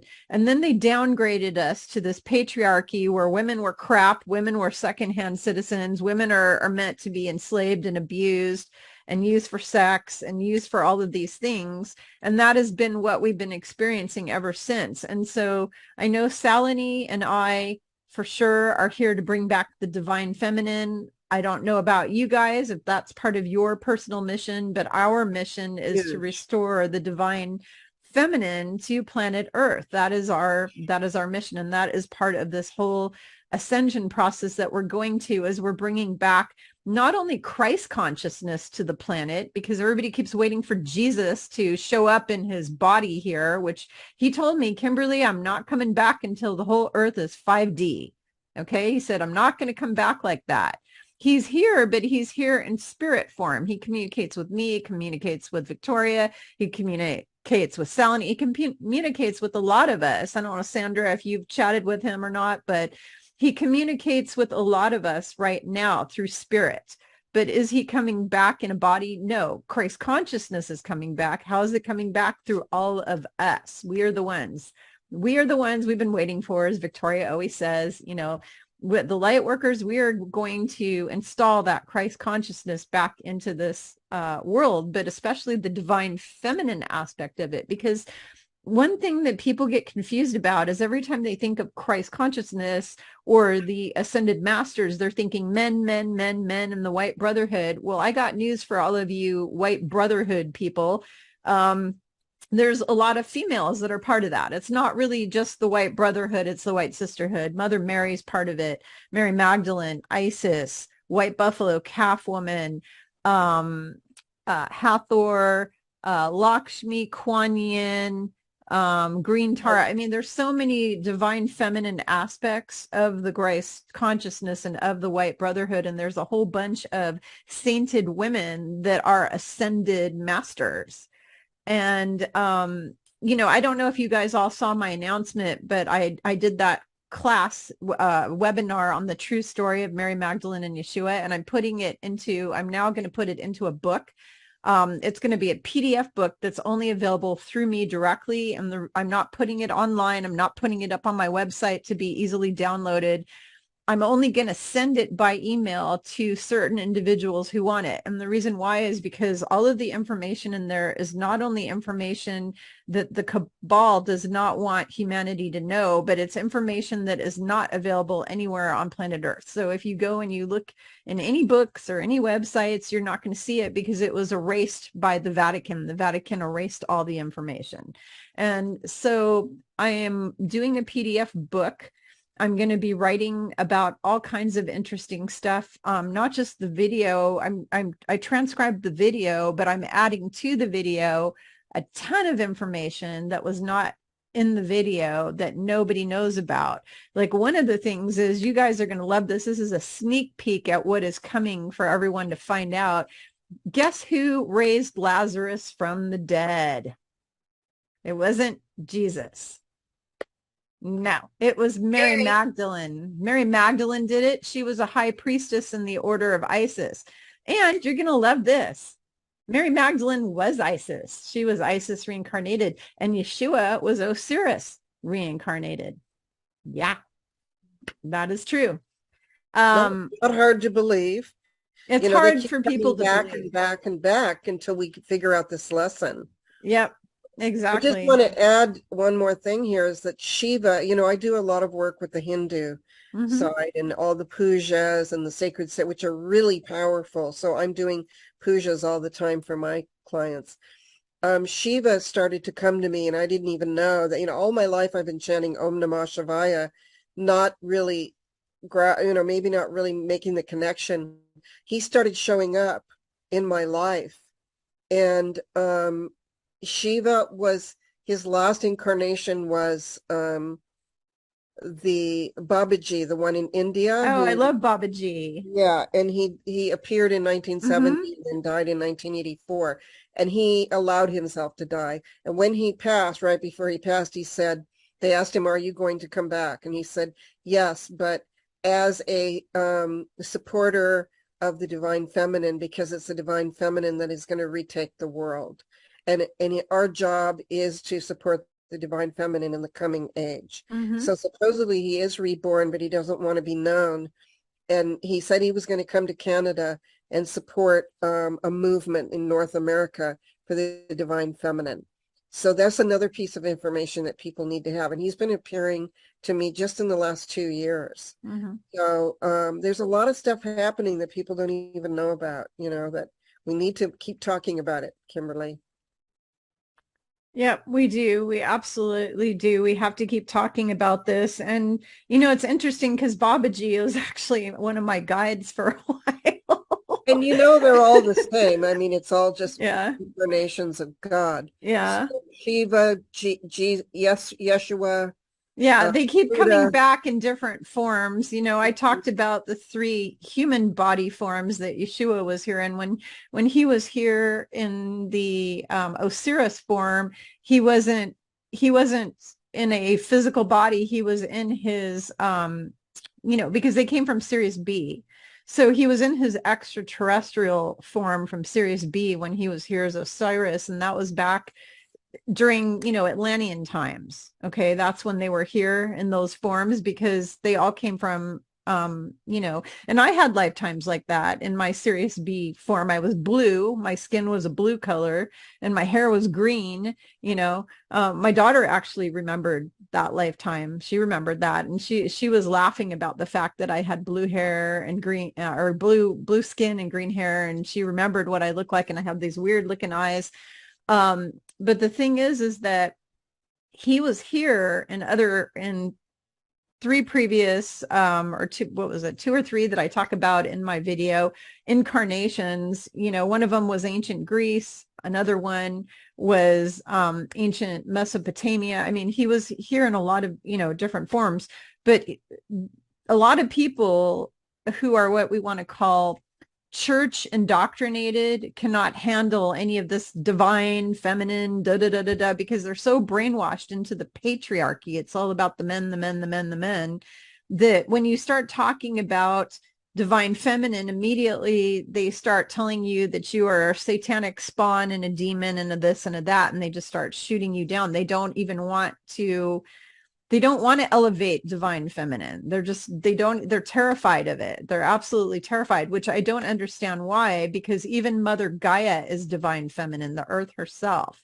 So they're basically afraid of the planet that birthed you, the planet that you're living on, that you're breathing on, that's providing you with your food, your shelter, all your needs. The power of the mother. Yeah.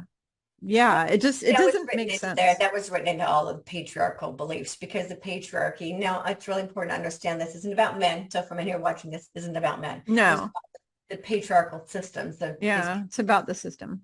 That they were all built when they were constructed to reduce the feminine, to put the masculine above the feminine. So the feminine was, in a sense, buried alive. I've referred to it before, and we started resurrecting her. That's actually what the resurrection is. So people expect the resurrection to be all these, the zombie apocalypse. It's actually the resurrection of the divine feminine. And we've been doing it it's work that I've been doing for at least the last 12 years. And I know that it started before that, but the divine feminine is now almost to the point of balance and harmony with the masculine. That's really what we're doing, is bringing her up to balance and harmony with the masculine. That's what tomorrow's alignment is, Victoria. Right. When Capricorn, Saturn goes into Capricorn direct, it's about ending the patriarchy. Yeah. And so that's perfect, because what I've been hearing lately is that she's almost at the point of that being restored to the balance, to the mantle next to and in harmony with the divine masculine. And so when you were talking about religion, when people think about because there are actually some religions that do teach, which is really interesting, because Mormonism, as far as I know, is the only one that actually does teach divine feminine, that there is a mother aspect of God. But the rest of them, when you talk divine feminine, they only think of Mother Mary. They have a hard time even grasping anything other than that. And I think because we haven't had this relationship with the divine mother, divine feminine, that's one of the reasons that human beings have treated Mother Earth so horrifically, because they don't understand that she actually is our mother. And would we treat our mother the way that we've treated Mother Earth? And a lot of people are now starting to understand that we need to have the same kind of loving relationship with Mother Earth and with Mother Creator as we have with our own physical mothers. This is about healing the entire mother relationship with all of humanity. Wow. I think we're doing great, really. And we're going to have, according to this astrologer, these huge super groups of powerful divine feminine women ruling the world. And I'm like, yes, but in a good way, I mean, obviously we're not going to take revenge. And you're not sending my son to war. No, we don't want to kill the sons of other mothers all over the world. Right? Yeah. Well, exactly. This leadership from the heart rather than leadership from the ego. That's what the difference is. That Big leadership time. of the divine feminine is based in the heart of love and compassion. And as you were saying, Gail, none of us would ever send our babies off to kill another woman's babies. No, I wouldn't. No way in hell. No way. Yeah. In fact, my son wanted to join the military for a long time. He was threatening to do that, and we talked him out of it. My husband and I both talked him out of it because he was all ready to join the Marines, and we're like, no. We were like freaking out. We're like, no, because oh my God, the chance of them sending him, with my luck, because of who I am and because they like to target all of us light workers, they'd send a kid right to the front line or something. You know what I mean? So I was like, no. And then he wanted to be a police officer, talked him out of that. So now he's an attorney. He's going to law school.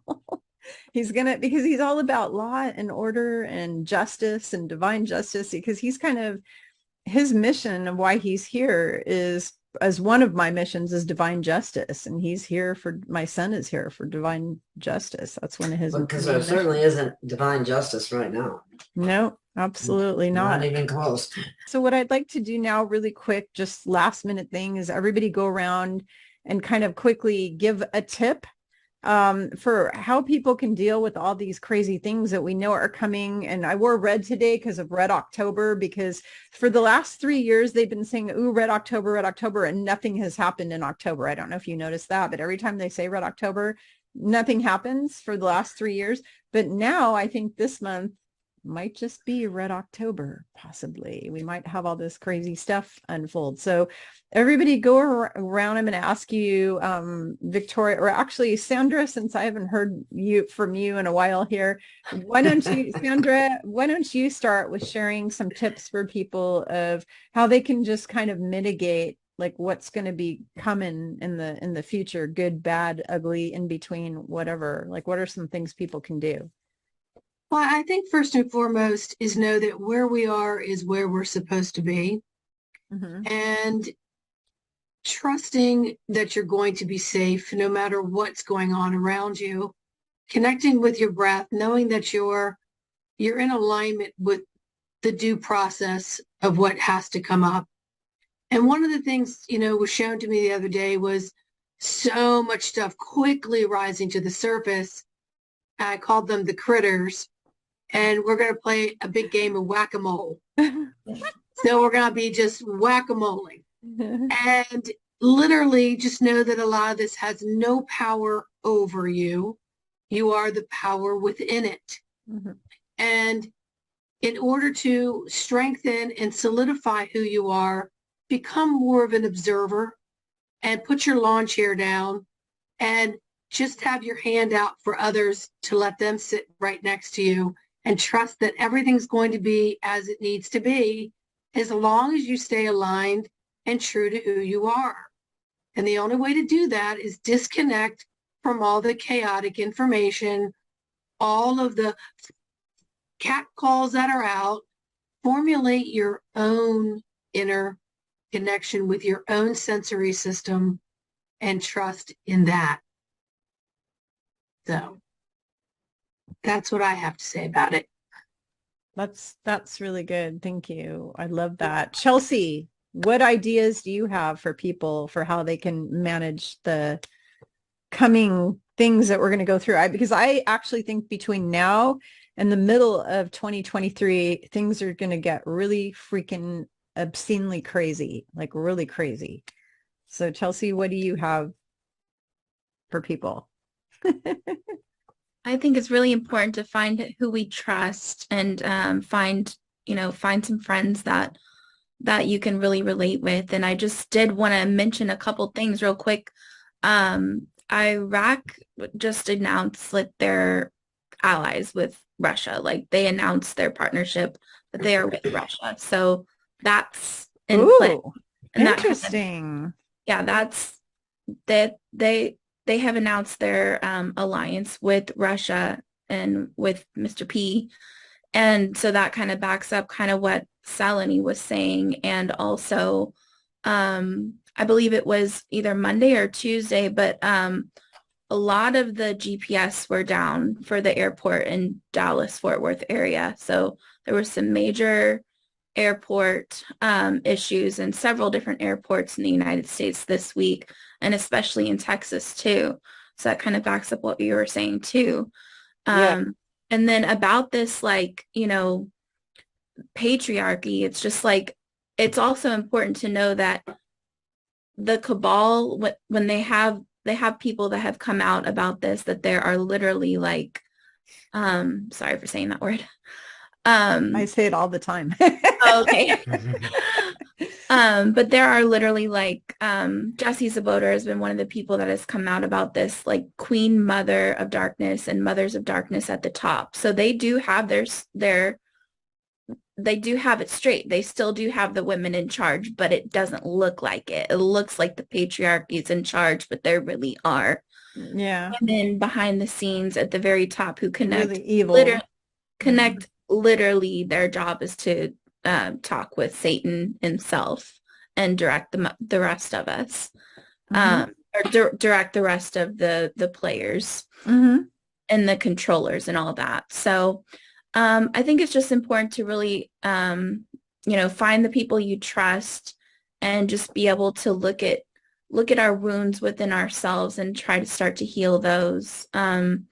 Try to alchemize, our hurts and our pains and the people that have hurt us, and try to, pray that we could see them in the innocence that God sees them in.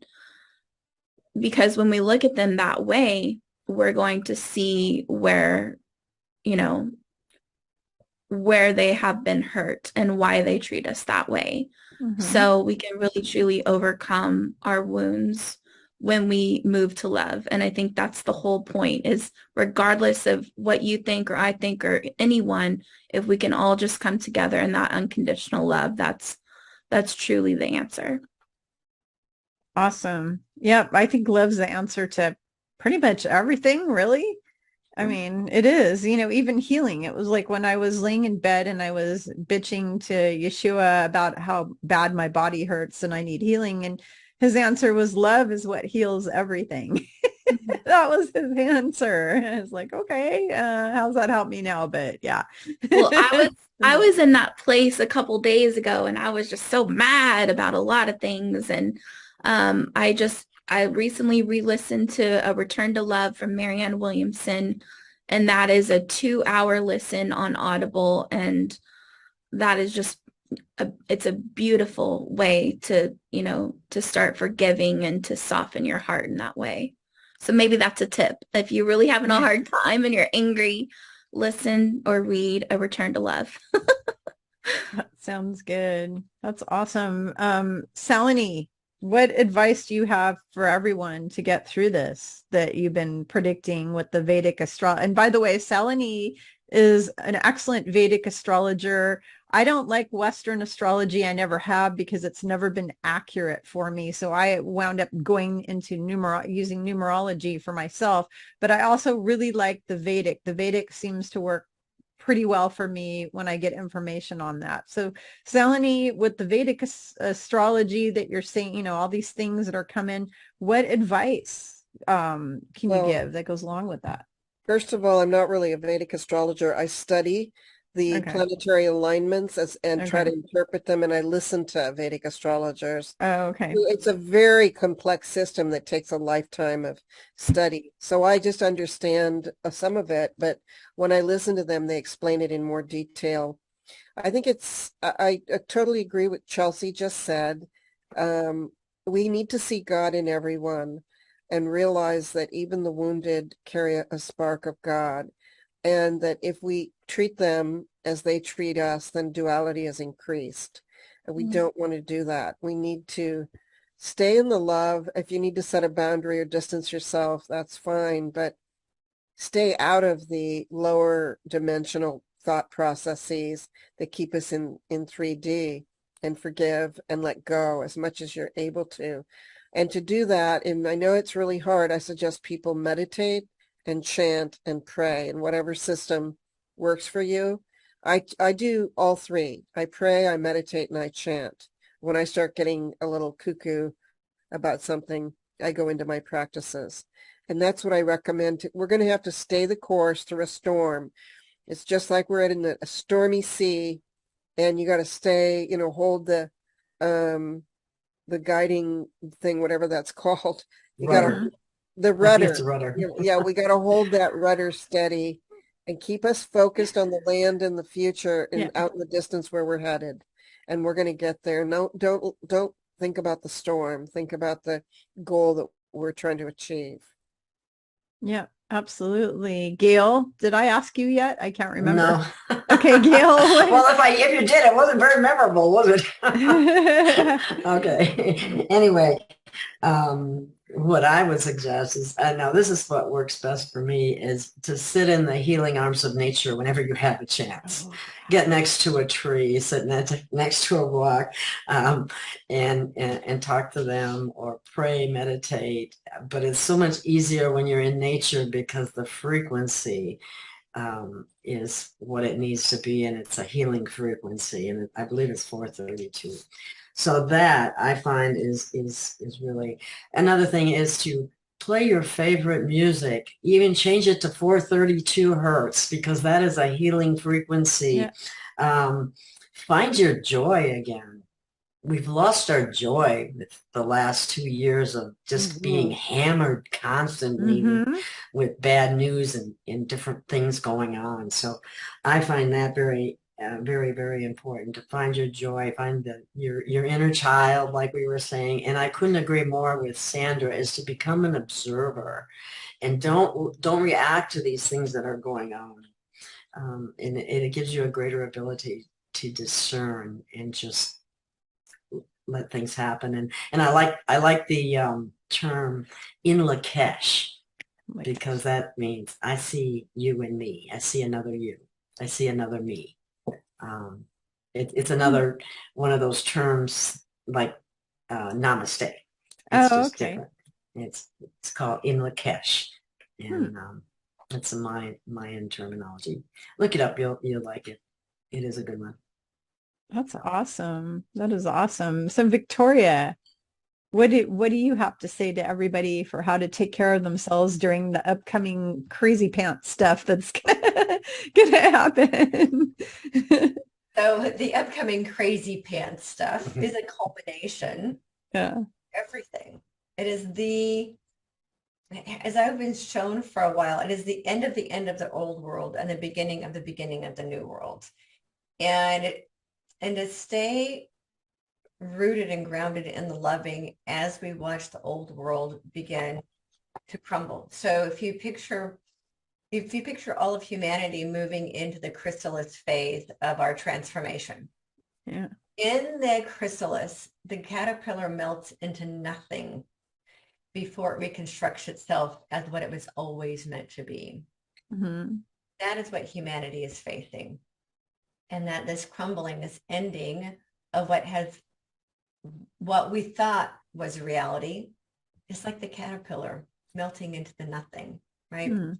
So it's really, really important to understand this is a vital part of the process as we reconstruct our entire existence and build an entirely new foundation. We cannot build a foundation for a new earth on this old quicksand that the old reality was built on. So it's really important for people to understand that we are all the light and we are all the way.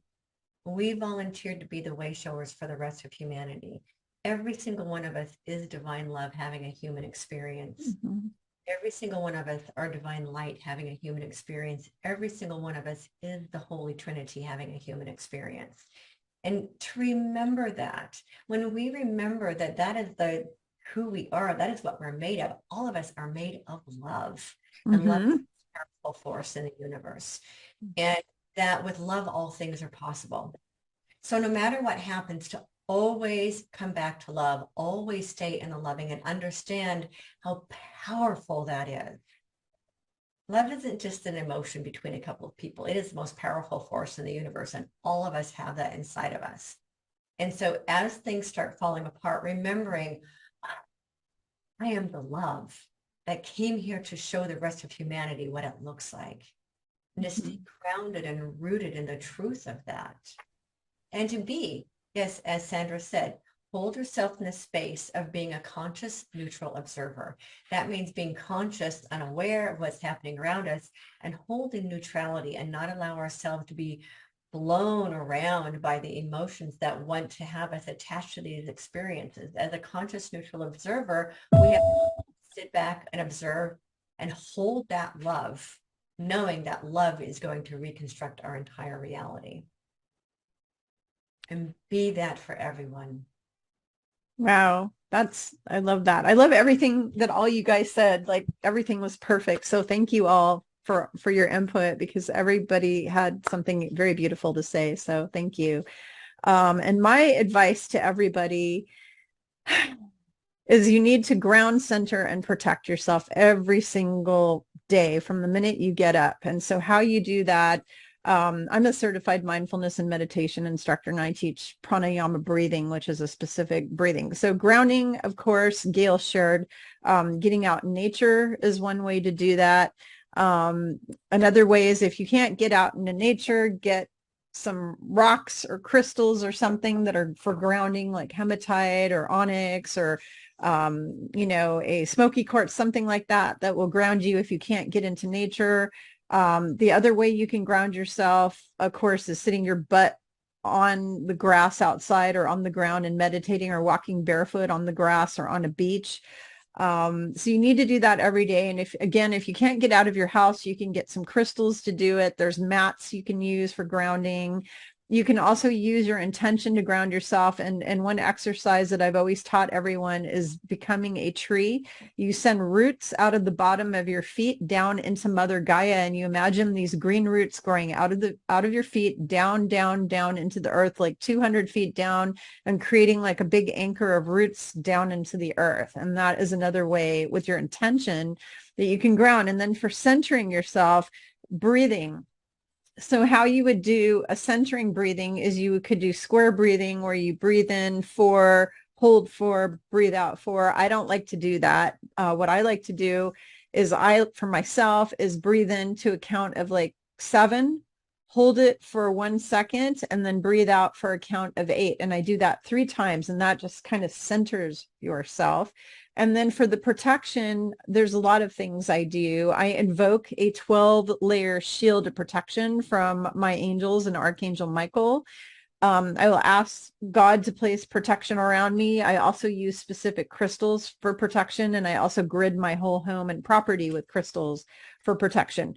So you really all should be doing those 3 things. And then along with all of these recommendations that these ladies just gave you of staying in a place of love and understanding and being a neutral observer, all these different things that everybody recommended.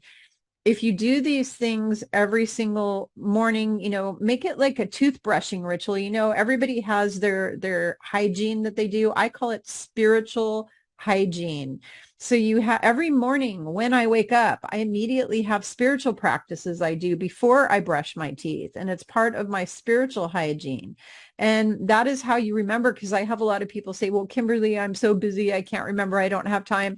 I'm going to call baloney on that, because you do have time to brush your teeth. Some of these things you can be doing while you're in the shower. You can be grounding and centering and protecting yourself while you're in the shower. You can be doing it while you're brushing your teeth. There's a lot of things you can do simultaneously in tandem with other things. So there's no excuse for you to not be doing all of these things every day. Setting that love intention, just being a beacon of love, like a lighthouse, and, radiating that love out to everyone around you. Was it Sandra, or who was it earlier that said something about, it's like 1,000 people? Oh, it was Gail. You said earlier about one person can raise the vibration or help like 1,000 people or something like that with the frequency. If one person, Victoria mentioned that too. Yeah. Yes. Yeah. So be that beacon, because what people play, they try to play small. They don't empower themselves. We are really, really, really powerful beings. And my whole thing when I am coaching and counseling my clients is giving them the tools to do the work for themselves and empowering them and lifting them up, because the cabal has gone out of their way to make us feel like we're sniveling little rats or bugs or something with we have like no power, no nothing. The government has to do everything for us. We have to depend on other people always to do stuff for us. You need to take the bull by the horns and empower yourself. There's so much you can do. You do have the power to radiate out love and healing and all sorts of things to thousands of people if you choose. You have that power to do that. So do it.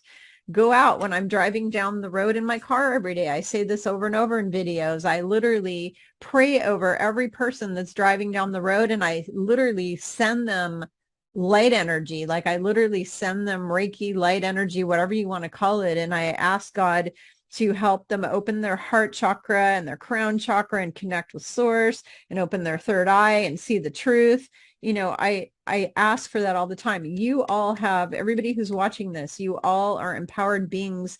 Don't give away your power to other people, because it's not right to do that. You need to power up yourself, and you need to spread the light, because if we don't all get together as one big team and spread the light, we're not going to ascend this planet. It takes all hands on deck to make this ship work properly. So that is one of the things that I was trying to accomplish with the Smile campaign, because you can change a person's whole day by smiling at them. Mm-hmm. Because they didn't expect it. Sometimes they might get suspicious, but generally speaking, it may, if you can make people laugh, smile, or feel better about themselves, that's big.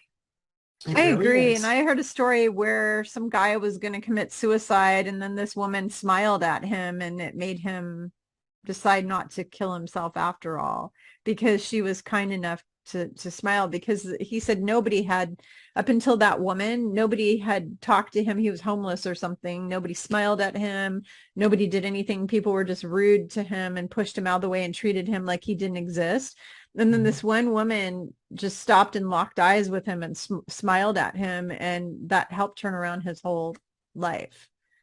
So yeah, Little smiling. things, little things, random acts of kindness, smiling at someone who's looking sad. You can make a big difference. Yeah, pay for coffee for the person in line behind you, you know, that kind of thing. I've actually had it happen. I had that happen once too. I was just shocked. Yeah, the person in front of you paid for your coffee. It's like, yay, woo!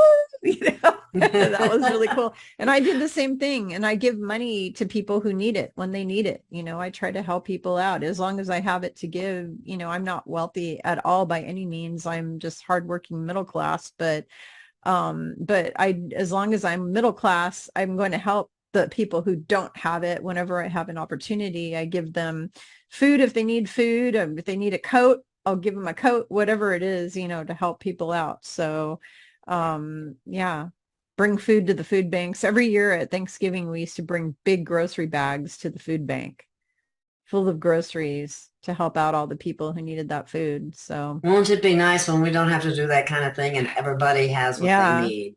Yep, absolutely. And I think it's coming soon. I think it's in our lifetime. And I'm really excited about that I'm going to get to see that. And I know I incarnated here at this time, and so did all of you. So we can usher all that in, you know, we can make sure that everybody has food in their mouth and a roof over their head, and everybody on earth has all their needs met, because that's what the new golden age is all about, is every person on earth having their needs met. That's super important. Their emotional needs, their spiritual needs, their financial needs, their material needs, their food, you know, all of that, their health needs, everything is going to be met once we switch over to that new paradigm. So really quick, I'm going to have all of you just tell everybody where they can find you, and then we're going to say goodbye. Victoria, really quick, do you want to tell everybody where they can find you?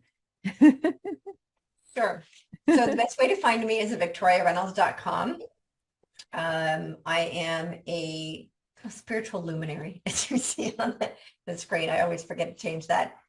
Oh, and so what I do is I help people transcend their fear-based beliefs, and that's really the core of my work. And as I mentioned, everything I do is about freedom: emotional, spiritual, physical, financial, mental freedom. So when you said that I specialize in money, it's not that I specialize in money. No. It's just that financial freedom is part of what I teach. Yeah. Not the old financial freedom of being debt-free kind of financial freedom. This is about freeing yourselves from the beliefs of unworthiness and anything that's blocking the flow of prosperity. Sorry. Because all of us were meant to be free of financial constraints.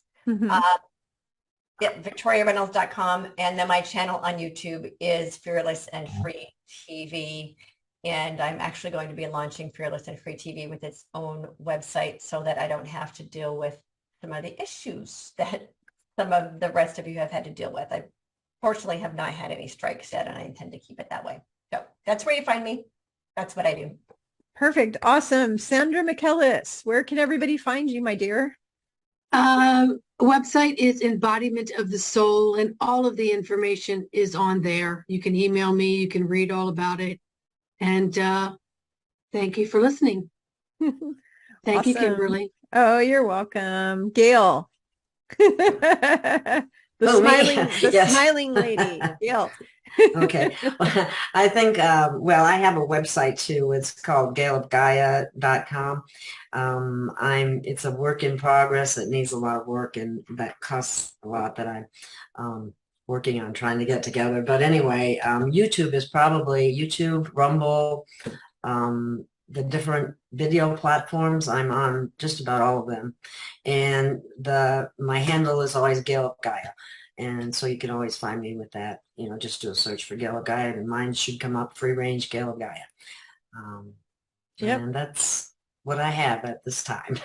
Yep. And your last show was a doozy. Was really something about Baron Trump. That was really something. Yes, that was wild, wasn't it? Yes. That was really something. So I recommend everybody go in and listen to that. That is fascinating. Yeah, listen all about Baron Trump and who he really is. I have heard that from other sources too. That was just confirmation. I've heard it from many other sources, and then I've even asked myself, and I got confirmation on a lot of that. So Oh, goody goody. Yeah. I thought it was, but I didn't have any real confirmation other than my own, which I don't always trust as much as I should. But anyway. Except for the Arcturian information is incorrect. They are Pleiadians. They're not Arcturians, they're Pleiadians.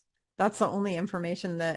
Okay, that struck me as well. That's different. They're not Arcturians. Maybe that was just mixed. Yeah. Arcturians are not here in politics at all. Arcturian, all of the people they're who healers, I do reading, they're all healers, doctors, chiropractors, naturopaths, massage therapists, energy healers.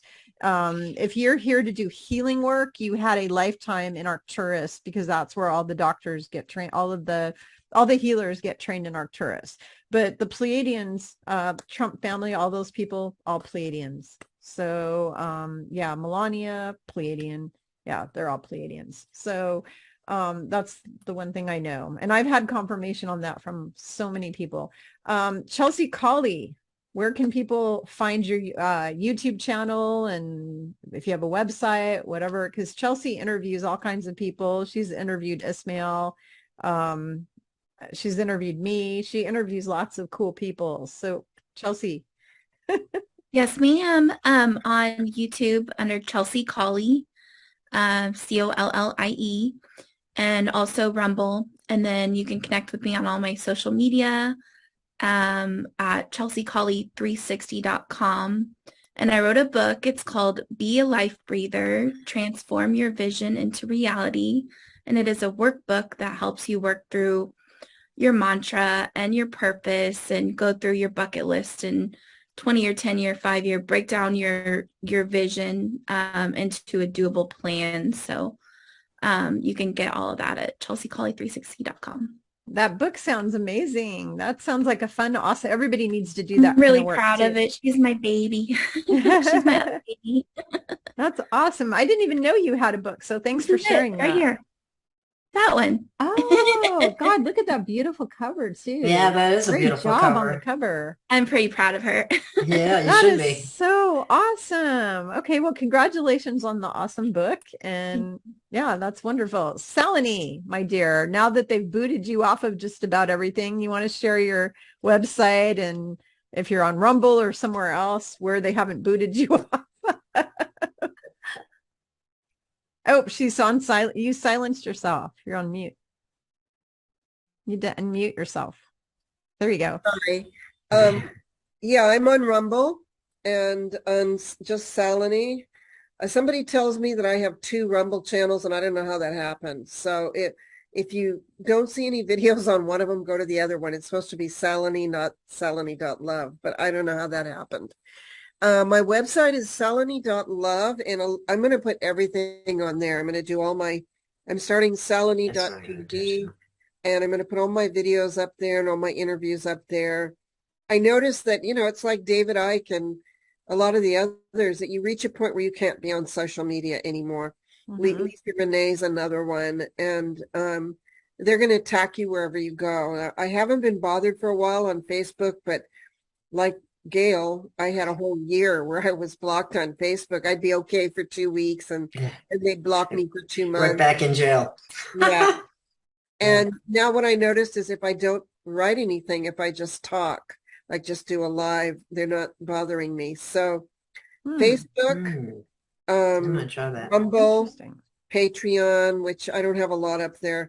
My website is where you need to go, because there I have my pujas, my mystery school classes, my healing frequencies, which are free.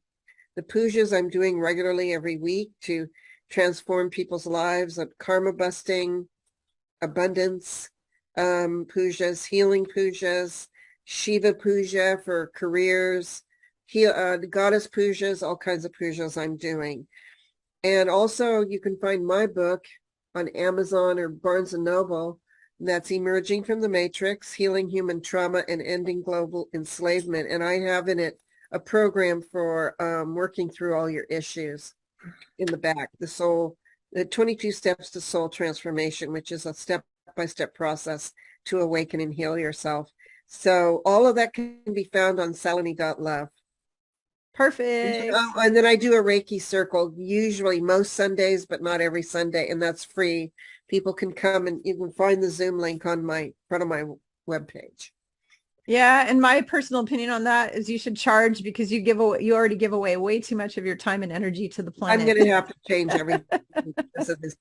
Salini gives out so much time and energy, I mean, I do too as well. I think all of us I do too. Salini, yeah, I give out a lot of time, and Gail, And I don't get paid. Yeah, Gail doesn't do any doesn't teach classes or do sessions or anything, and she's not getting paid. So you guys make sure that you donate on Gail's. When you go to Gail's channel, please donate to her because she's got to pay her rent so she can survive. She's got to be able to buy food and pay her rent, and she doesn't have an income coming from all over the place. So yeah, a lot of us are struggling. Not everybody's got, I'm lucky I have a husband who still earns a living. If I didn't, I would probably be a homeless person. So that's the way I have a client at 4, so I'm going to have to go to. Yeah, I have to sign off too. My website, as you know, is spiritualgrowthjourneys.com. I still do private sessions. On the website, I list all the different things I can help you with in your life and on your spiritual journey. I'm a medical intuitive and healer, and can give you a soul reading and teach you pretty much anything you want to learn about that has to do with metaphysics, esoterics, spirituality, crystals, healing, whatever. I've got all kinds of courses available now. I've got energy medicine workshops, chakra balancing workshops, meditation workshops. They're all pre-recorded on my website listed, spiritualgrowthjourneys.com. My 2 books, which you can kind of see in the background there, Ascension 101 and The Real Fountain of Youth. If you don't have a copy of Ascension 101, you really, really need that so you can understand what's happening on the planet, why it's happening, and it answers all your other spiritual questions like what is God and what's your soul made of and all that fun stuff. So that's my little plug, and thank you all for coming today and being with me. I'm sorry Ismael had to go off and help his wife, but these things happen, I guess. I'm grateful to have had him come on for the time he was able to be with us. And I will also put in, since Ismael is not here to share where you can find him, I will have his link in the description. So, and I will have everybody's links in the description to their channels, to their stuff. So if you didn't get what everybody said, you can also go down and find it in the description. So it'll be in both places. Bye. All right. All right. Thanks, everybody. Bye. Bye. Bye. Thank you. Thank you so much.